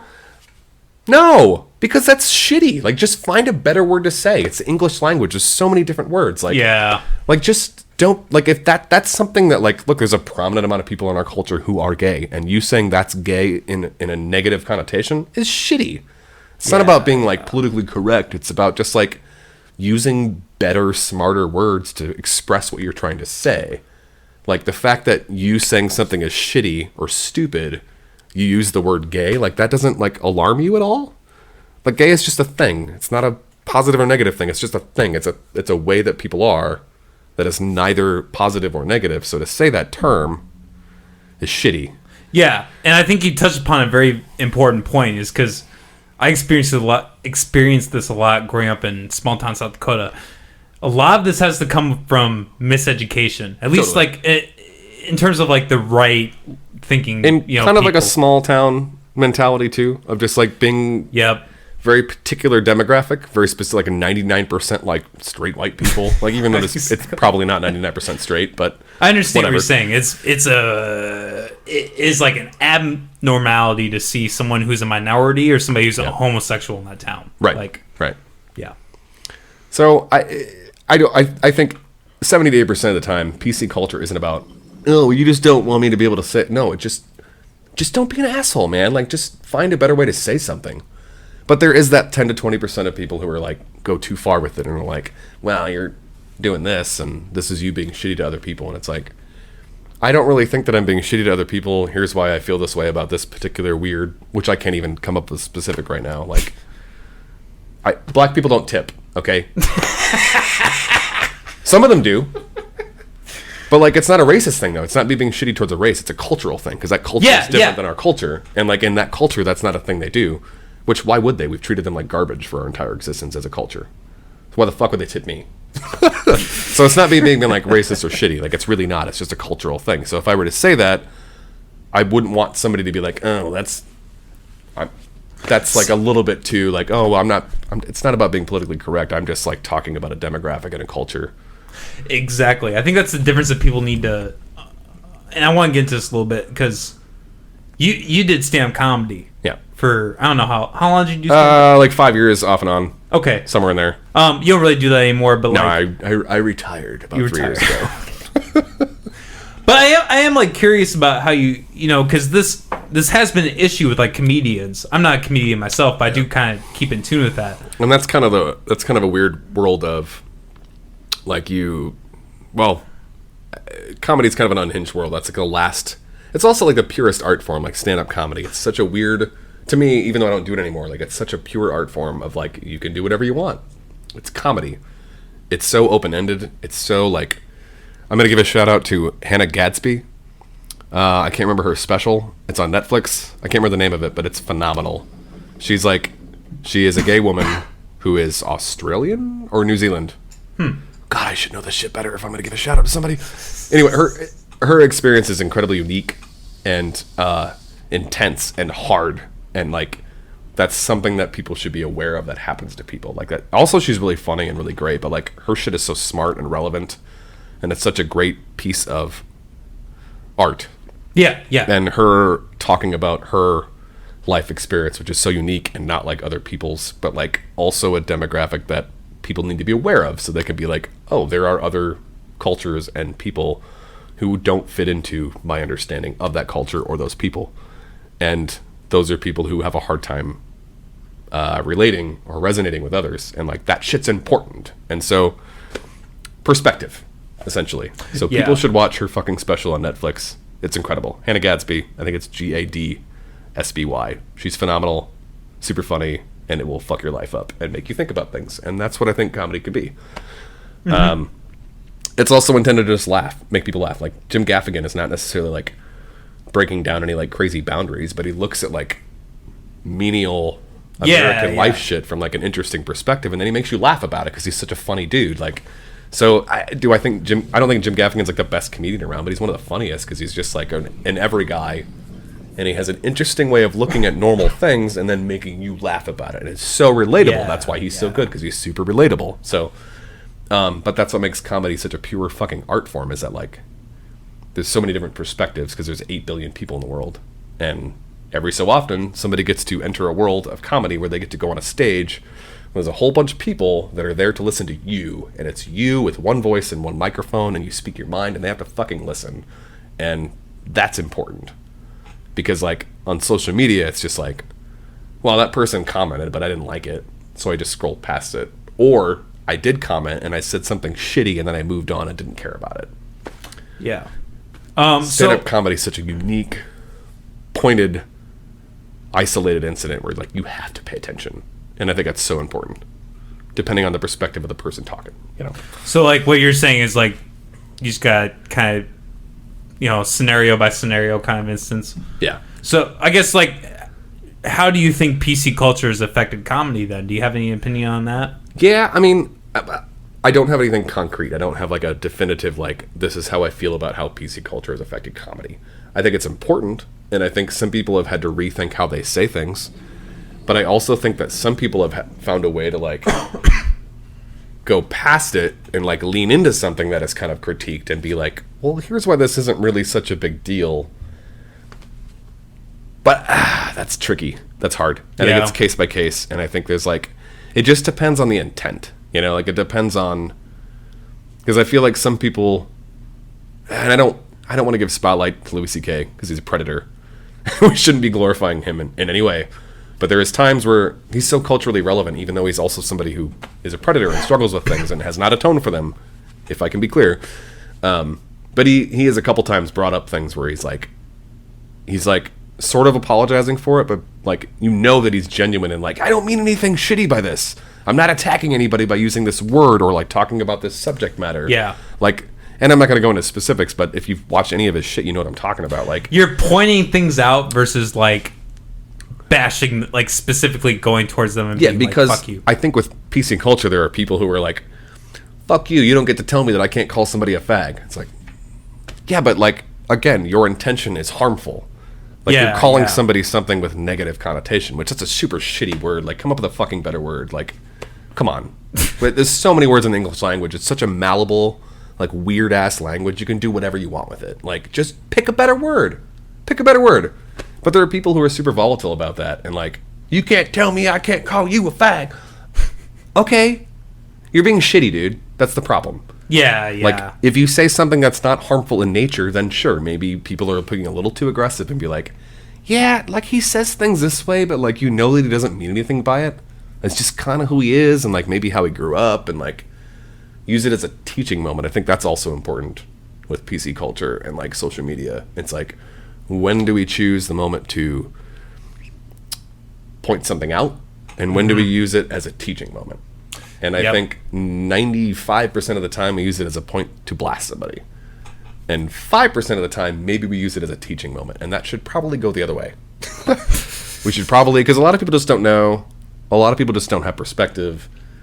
I think it's important to use things to like think about things from a perspective of how could I teach this person something, not in like a I'm smarter than them and more enlightened, and like just like being aware of why they might be the way they are, just having some empathy and some compassion and being like, even though that person's being shitty right now, like maybe let's try to understand why and like where that comes from, and maybe I could teach them something, or maybe I could enlighten them with something. Maybe I could tell them about an experience where like I understand why they're coming from where they are, but here's why that is shitty and harmful in a way that they could understand. I don't know. No, I see what you're saying. I'm trying to collect my thoughts here. I don't know if you've heard this man. You're probably not a fan of him. He's definitely more right-wing. Have you heard Jordan Peterson? Does that name ring a bell? I don't believe so. He has some very right-wing perspectives. I'm not getting into that. The thing that I take away from him that's really important, though, is his main thing is letting the other person talk. You know, because if someone has a point of view that the majority of the population is going to view as wrong, like, okay, that's hateful. If you let somebody talk, that's going to become obvious. If you block someone, nobody ever really knows. Right. You know, I think that's kind of what I'm trying to get into when we talk about PC culture. It's like somebody can have a really shitty racist viewpoint. Let them fucking talk. You know? Yeah. Because then the majority, sure, there will be a small group of people who are going to be like, yeah, fuck the blah, blah, blah. You know, blank, fill in the blank. But, you know, you would like to think, you know, despite whatever, that a majority of people are going to be like, no. What you're talking about, what you're saying is, like, fucking ridiculous. Yeah. I think that's my point when I'm talking about PC culture, is like, sure, there are definitely some people who say some really shitty things, and those people should not inherently be able to say that. But at the same time, you almost give them more power by blocking them. I would agree with that. And I think it's like, I think there's definitely some relevant critique towards people who are very quick to point out people being shitty. It's like, maybe you're too quick to be like, you're being shitty and here's why I think so. It's like, are you really concerned about the person they are being oppressive towards?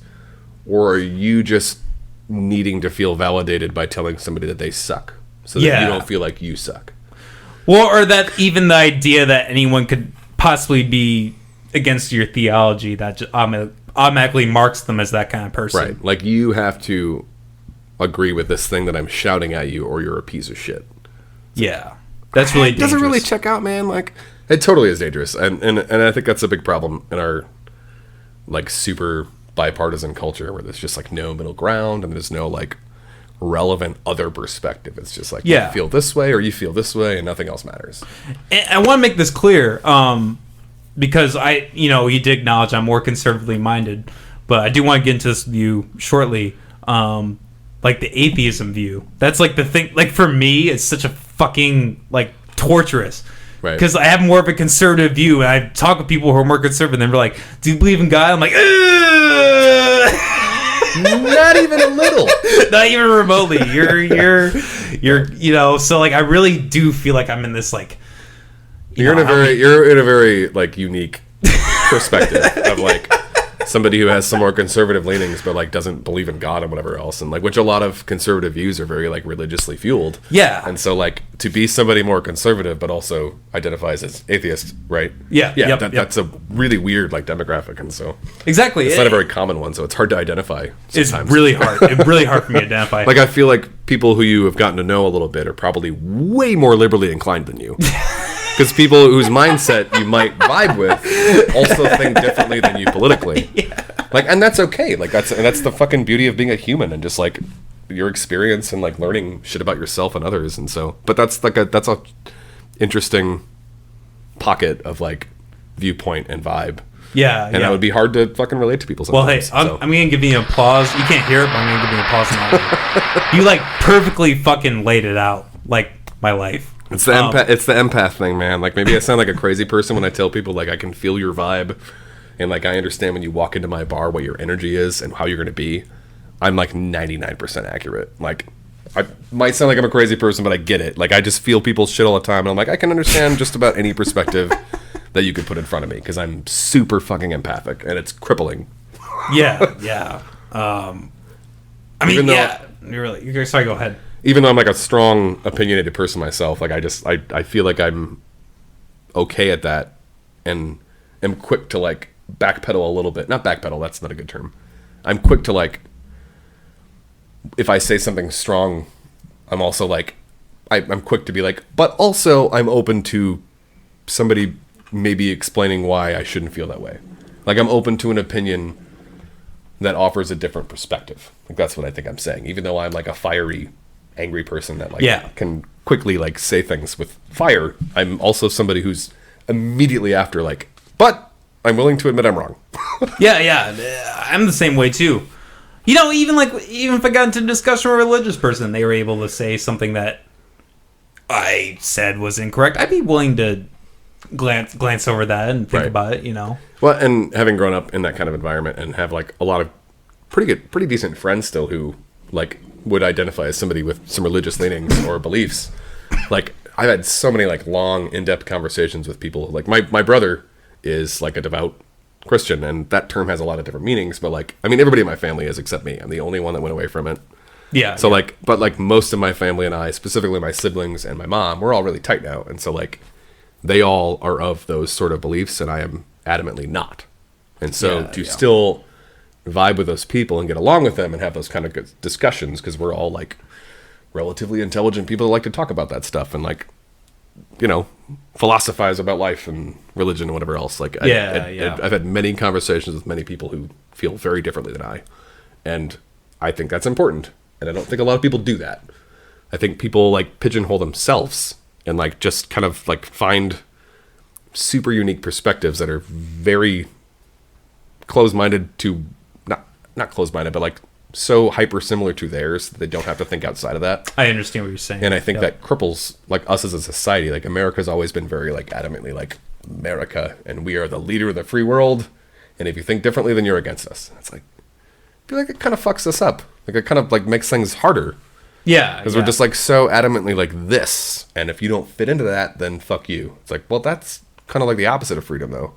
So maybe it's all kind of bullshit. I don't know.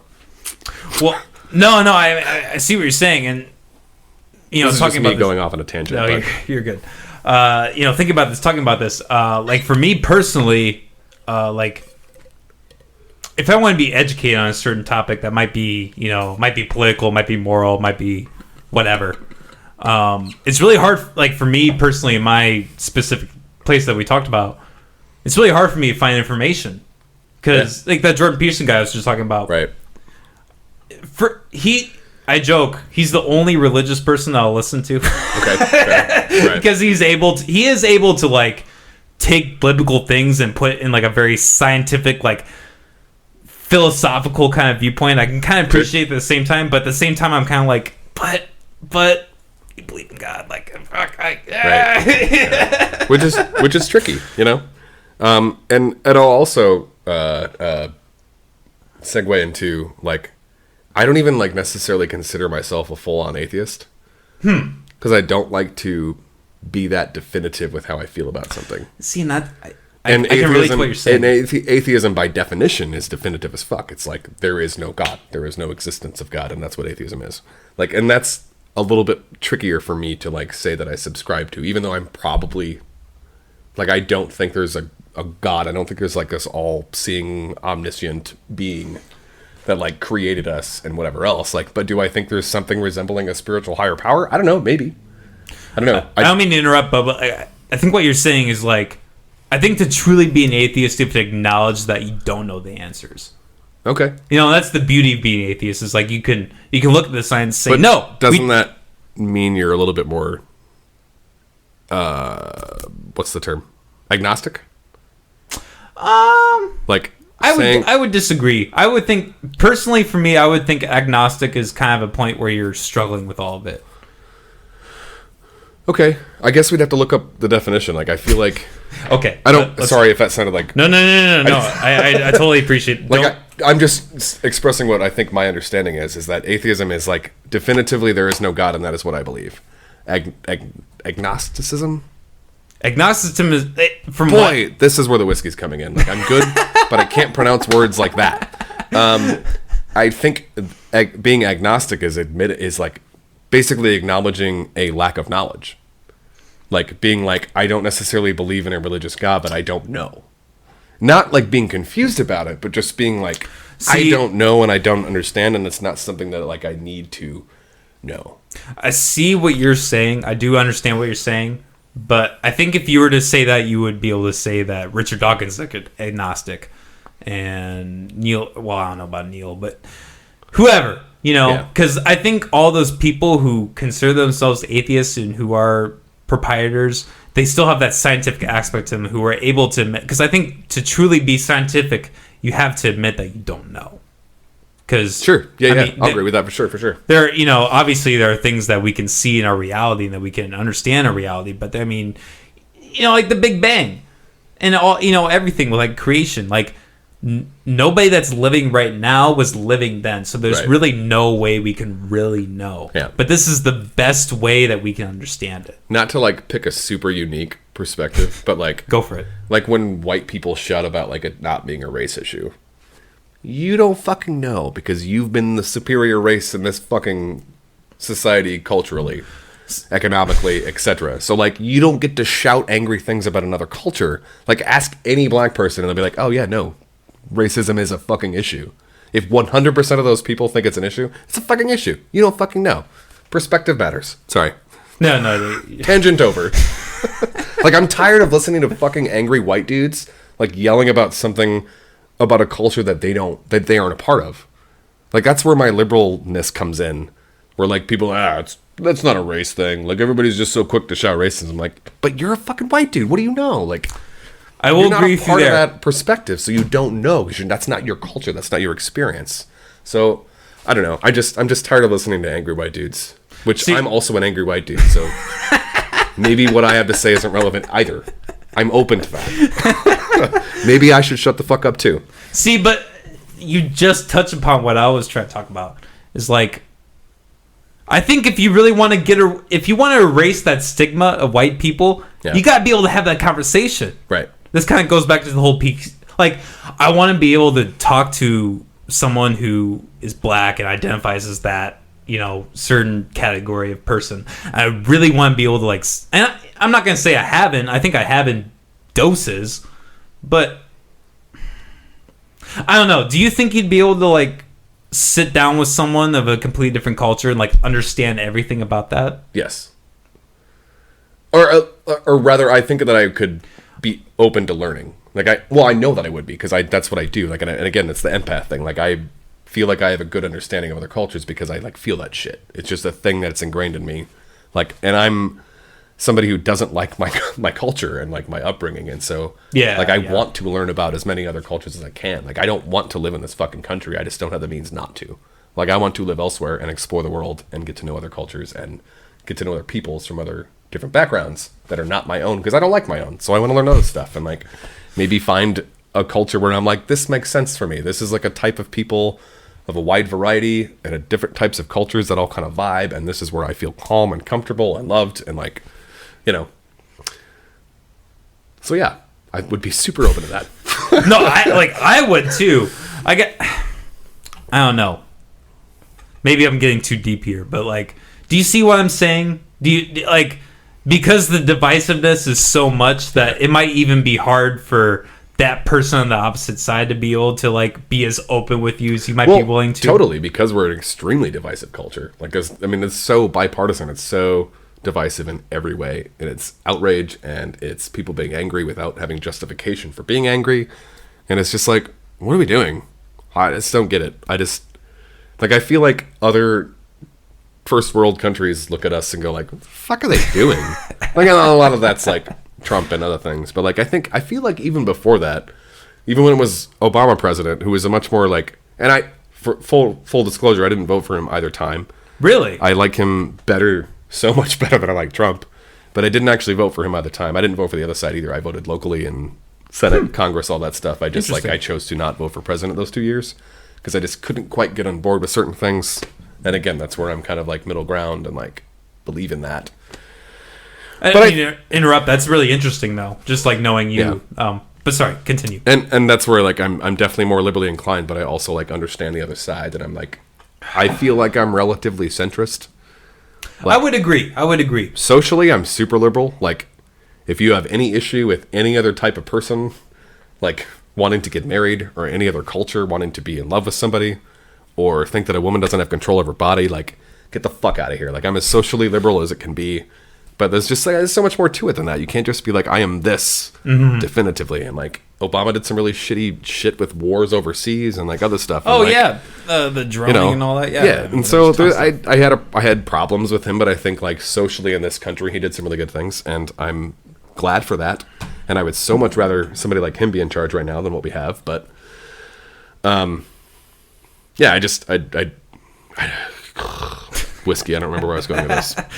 Well, I didn't vote for him at the time, but it's so much better than what the fuck's happening now. But I remember. Okay, even before Trump, I just think that there was just this divisiveness, you know, and there was such a pushback to like the black guy being president, and I think that's like a small, loud ass minority of people who are like, we don't like this guy because of this. But like, man, I had an Uber driver 2 months ago, like when the more than 2 months ago, it's probably 3 or 4 now, when like the political stuff was going on, caucusing and everything else. 2018? No, this year. This year. Yeah, Okay. Caucusing this year, which I'm so lost on days and months anymore. Was it January? Oh, fuck. It was January, right? That's when the caucusing was, early January? I didn't participate, so I Oh don't my know. god. I did. Man, what a baffling scenario. Anyway, time is such a, who knows anymore? Who's to say? It's a construct. It's not even. Yeah. Well, so I had an Uber driver around that time when like all the political rallies was going on and everybody was gearing up for caucusing, and so people were like walking through towns canvassing and just like calling people, and it was just like a really active political time. And I had an Uber driver pick me up. It was this probably like mid to late 40s, early 50s woman from the South, from Texas. I think she said she was from Dallas. She was a Cowboys fan. And that's where our conversation started. And then it quickly went to her being really angry that she had to drive a lot of liberally inclined people downtown for political stuff. And then she proceeded to talk to me about Obama 4 years after the fact, by the way. And how she just doesn't think that a Muslim from another country should be president. This is something a grown-ass woman told me. Like in a car, unsolicited. Like, I didn't ask for her opinion. Which, people are able to give opinions. That's America. You can say whatever you want whenever you want. Just, like, maybe not be a piece of shit. But, like, I cannot even fathom, like, how somebody still thinks that. Like, whether you liked Obama or not, he was not from Kenya. And he was not a Muslim. But, like, to take that a step further, even if he was Muslim, why does that disqualify him from being president of a free world country? Yeah. You know? Like, and so that's where I get a little bit more liberally inclined, because that smaller conservative portion of people who are just like so like blatantly misinformed. Like, not even just like misinformed, like they straight up don't acknowledge factual information. They just disqualify it and say that's bullshit, and they believe stuff that is objectively untrue. Yeah. Like, Obama grew up going to a Christian church in Chicago. He's not a fucking Kenyan Muslim, but even if he was, why is that a bad thing? Like, that's, I think, more the root of the issue, is like, if that guy was from somewhere else and he believes a different ideological religion than you, which they're not too far off, but whatever, we don't have to go into that. Why is that a problem? But also, why does somebody still think that? It just blew my fucking mind. That was unreal to me. That was an experience I had this year from a person who had a job and was an adult who still has opinions like that. And that's where like my like angry liberalism kicks in, and I'm like, we have to fight these people because they're so bad and so misinformed and so like vehemently against other types of people, and I don't know what that is. See, I think you just touched upon it. Like, I think that's the main root of all these problems, is like lack of education. Yeah, for sure. know, For sure. like- Well, and our education system is like the powers that be determining what they want us to learn. Like, you know. Yeah. Recency bias. There's another term, just like altering the truth to be like, well, we don't, like in Germany, like we don't want to teach you about the Holocaust, or like other things like, which I don't know how accurate that is. I just know that's like a thing that. See, I was gonna say, I thought that they were actually. just- I've heard that they actually really teach a lot. revisionist history. That's what the term I'm going for. Like, and I'm just using that as a point of reference. I don't know if that's actually true. Okay, I really don't know that, but I know that like America, there's a lot of revisionist history of us being like, no man, this is the land of the free and the brave and whatever else, and like even though we like completely ruined an entire other culture's entire being and history and fucked over their entire livelihood. It's the land of the free. You can be whatever you want. Like it's revisionist history. It's just bullshit. Like it's just. So this is just kind of a point I thought about. Here, yeah, pour me another one. You're the bartender after all. You talking about history, because I do think even if it's like if the history is horrible, it's important to remember it. Yeah. No, totally. Like it's important to remember what we were founded on, which is all shitty things. Like I mean, we felt like we were coming from oppression, but then did the exact same thing and like completely extinguished a culture of people. Yeah. To do that, and like that's important to remember. It's important to remember that we felt like we were being oppressed, but then we just were like, yeah, but like we own black people, and also we're gonna fuck over Native Americans. And what the fuck? That's not a reaction to oppression. That's just you being oppressors who didn't like being told what to do by other oppressors. Yeah. That's like the foundation of our society. And so it's not surprising that fast forward however far later, 250 years, whatever it is, that we're just like on social media like shitting on each other and yelling at each other. Yeah. It's so terrible. And I just don't feel like I belong at all in this kind of culture, if I can be entirely honest. No, I feel the same way. I guess what I was getting at with that is like, again, be more conservatively inclined. Yeah. One of the things that really irritates me is when, again, not trying to stereotype, people who maybe view themselves as more left-leaning are trying to destroy all these statues and these monuments that are in the South who represent all these people who were in the Union and all that. Right. Obviously, those people are hateful people. I'm not saying that they did anything good. Right. But people need to acknowledge that it's important to remember that because who is it? I think it was it Truman or Winchester or Winston Churchill maybe? If you don't remember history, it tends to repeat itself. Sure. I think that's Churchill. That's Churchill? But I might be wrong. I just did a year of college. What the fuck do I know? I'm just a 35-year-old bartender that drinks too much. What do I know? That's important to remember about this entire episode of this really long podcast is no matter how opinionated or whatever I get, just whatever. I'm a fucking 35-year-old bartender. I don't know shit. I'm just somebody who likes to think about life and have a perspective. Yeah, whatever. Either of us. I don't think either of us fully have willing to admit it that I'm wrong at every point of this turn. If you're going to use this podcast for like a footing of like a debate or whatever, find other sources. This won't stand up in court. This is just two dudes drinking whiskey, talking about life. Trying not to be shitty about other people. Like, you know? Hey, I'll cheers to you that. Absolutely. Whew.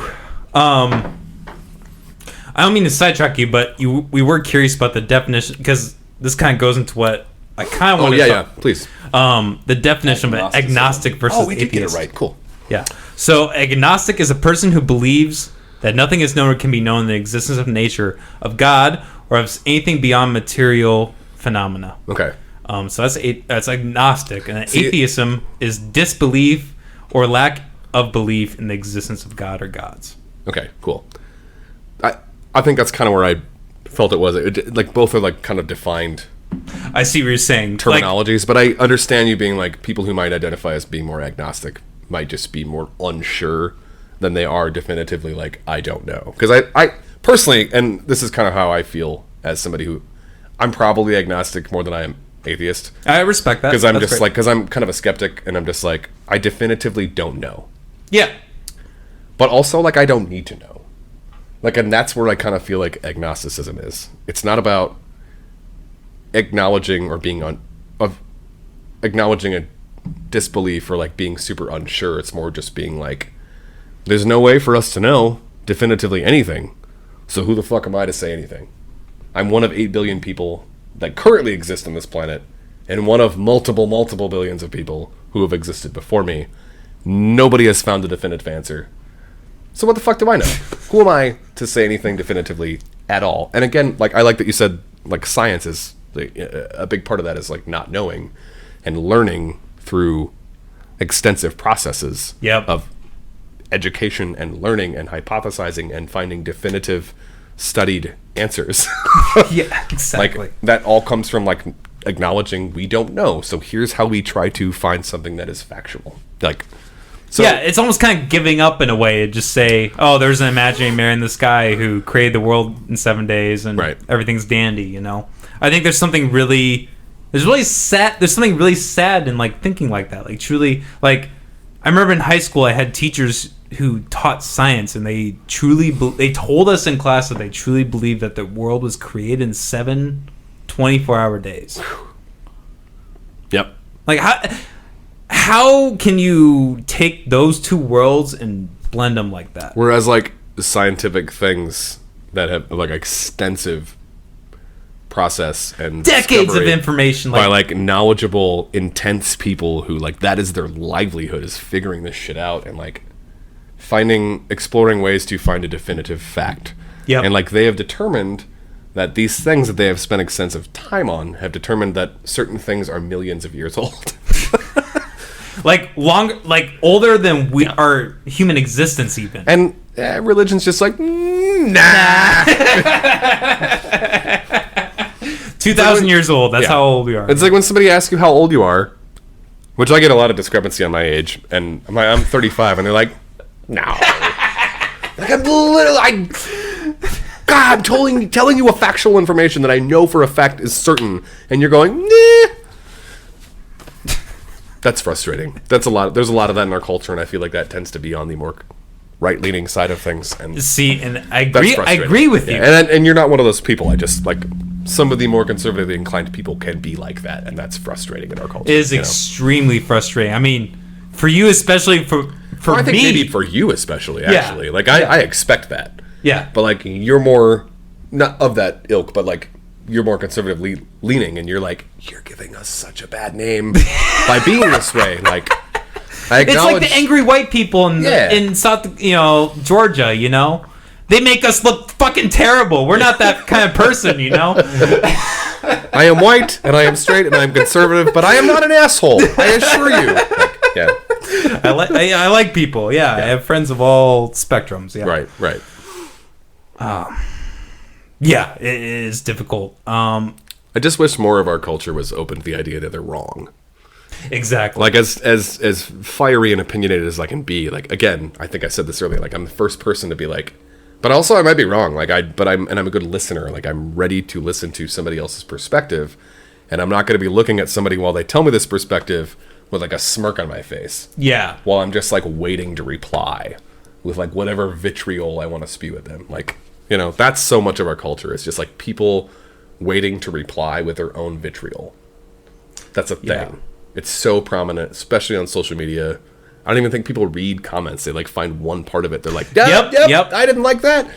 Fuck you, and here's why. Like, I can't tell you how many times I've been in a debate with someone, and I tell them, okay, like, give me a source.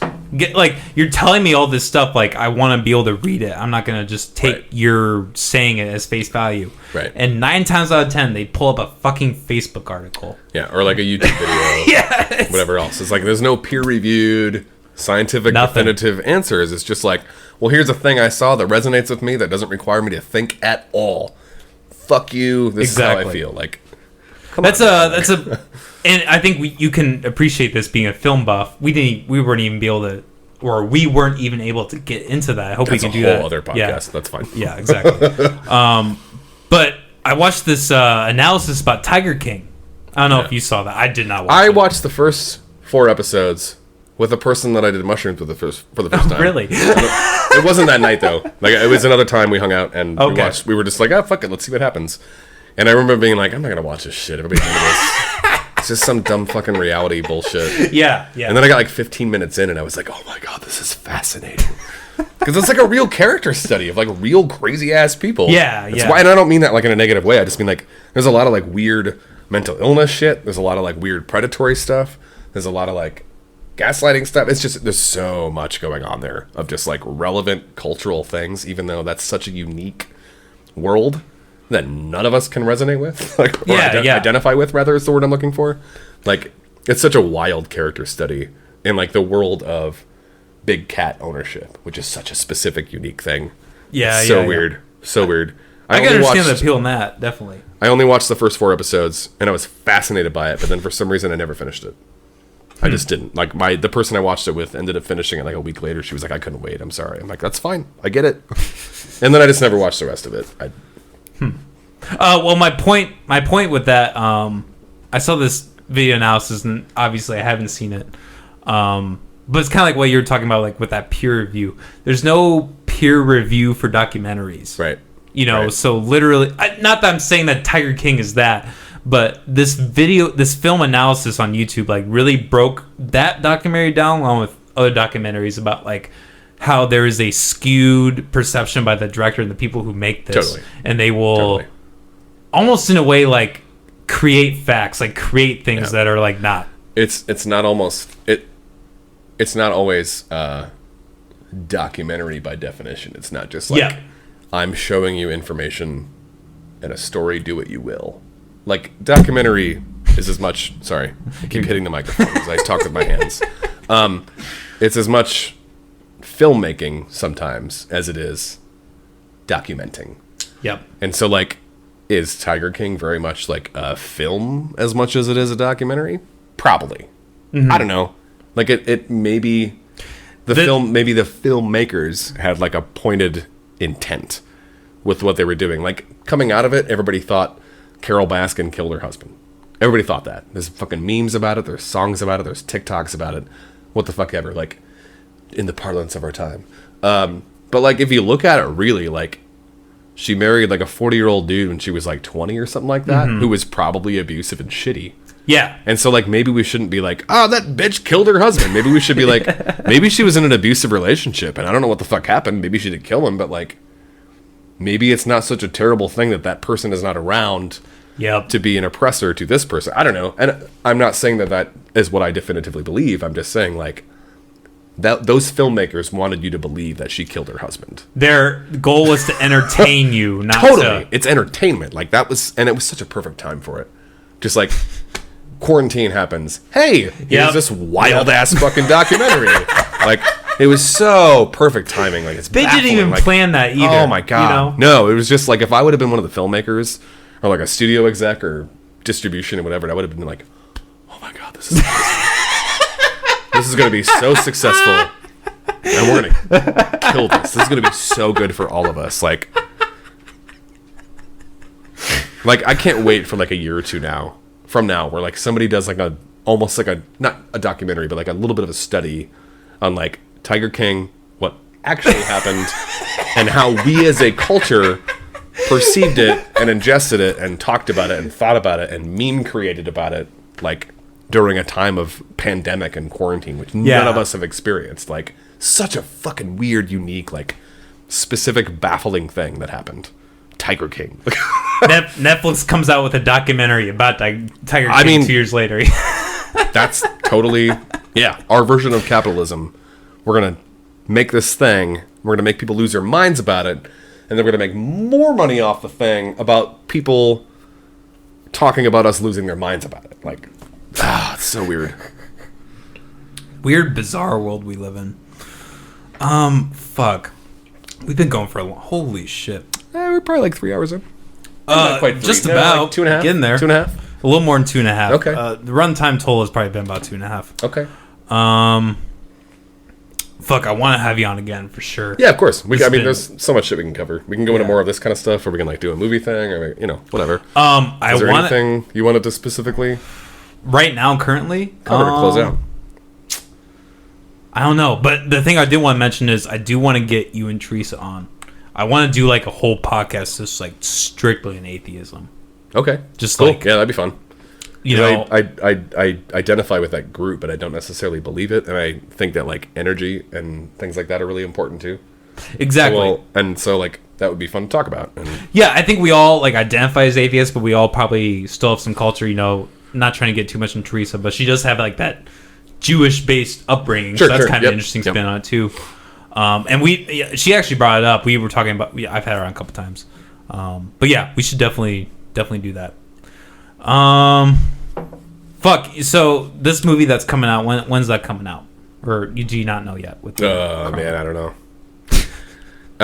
Quarantine kind of fucked everything. Like, I was supposed to go back to film some scenes the beginning of June. Yeah. But then like a couple people came on board for a couple scenes that I maybe wasn't like super comfortable with, and then it was like, hey, if we did this on the 16th when the world reopens, we could get everything knocked out. And I'm like, first of all, I'd have to figure out travel plans. Yep. To go back to see, because I mean, every time we film these, I go back home, and I'm somebody that doesn't drive, which is a whole other topic of conversation. But like, yeah, I have to make travel arrangements and figure out how to get back home or to stay, etc., and then get into a frame of mind to film and perform. And then like, it's a lot. I fucking love it. It's super worth it. Like, acting is big for me. Like, I so much love acting more than I love stand-up comedy. It just like, it works for me. Like, diving into a character, just kind of like being that character. Like, that's like, if I had like a creative goal, it would be singing or acting, which I'm a better actor than I am a singer, I think. But like, if any of these movies like made their way towards somebody in fucking LA or wherever, somewhere where people were making quality films, and they were just like, hey, we like what you did doing this. Do you think that you could do something like this? Like, I would dive wholeheartedly into that. But, yeah. So that's been fun for me, but this quarantine just like fucked everything up. I don't know when this movie's going to be finished. I don't know when the deadline is. I don't know when we're going to have a premiere. I know nothing. These last 2 months, I definitively know nothing. You're right along with all of us. We're just fucking leaves in the wind at this point, you know? Just going with it. For sure. All right, everybody. Wrapping up the McAllister Hours. It's been such a fucking pleasure, man, to have you on. I feel like we, despite our 2.5 hours, possibly more talking, we have not even scratched the surface of the conversation we could have. So I'm definitely gonna have you back on very soon. Tomorrow we're gonna be filming this tomorrow. I guess the next day after you guys all see this, we're gonna have Sorry Angel and Anti Love on the podcast. 2 local rappers in Des Moines. It's gonna be an interesting conversation. After that, we have G7. He works with D-Lo, The Don, and Lolo Savage, a couple people we've had on. He's a producer. It's gonna be great to have some insight on that. And we have a lot more content coming up in the next month here. So all y'all subscribe, share, like, all that bullshit. Get this thing going. Keep it going. It's not bullshit, man. You should be saying subscribe, follow. Yeah, exactly. Join us on this journey. Join us on this journey. This of hanging out with humans and drinking whiskey and trying to not hate everything that is happening in our lives. Let's be important. Creative and pleasant together and feel happy vibes and get to know people and have a good drink and have conversations where people of differing backgrounds can talk about that and not be fucking assholes. Exactly. Fucking it's assholes. So important and nobody does it. Just go say hello to your neighbor and ask them about where they came from. Okay? Just have some empathy. Have a conversation. Have a drink together and have a good time. Sit down and listen. That's the key. Listen. It's so important. So important. Yeah, I hope y'all were drinking some whiskey or smoking some weed or whatever while we listen to this. Or eating some mushrooms. Or eating some mushrooms. Or taking some acid. I'm going to go do that in an hour. Maybe not. We'll see what happens. Can I join you? We'll see what happens.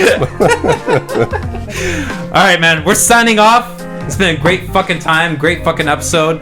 Please stay tuned. This has been a hell of a time. Jay Bash, I'd love to have you on again. Yeah, hope man. we can Thanks do for it. having me. Cheers. All right, man. All right, everybody. Peace out. Have a good night.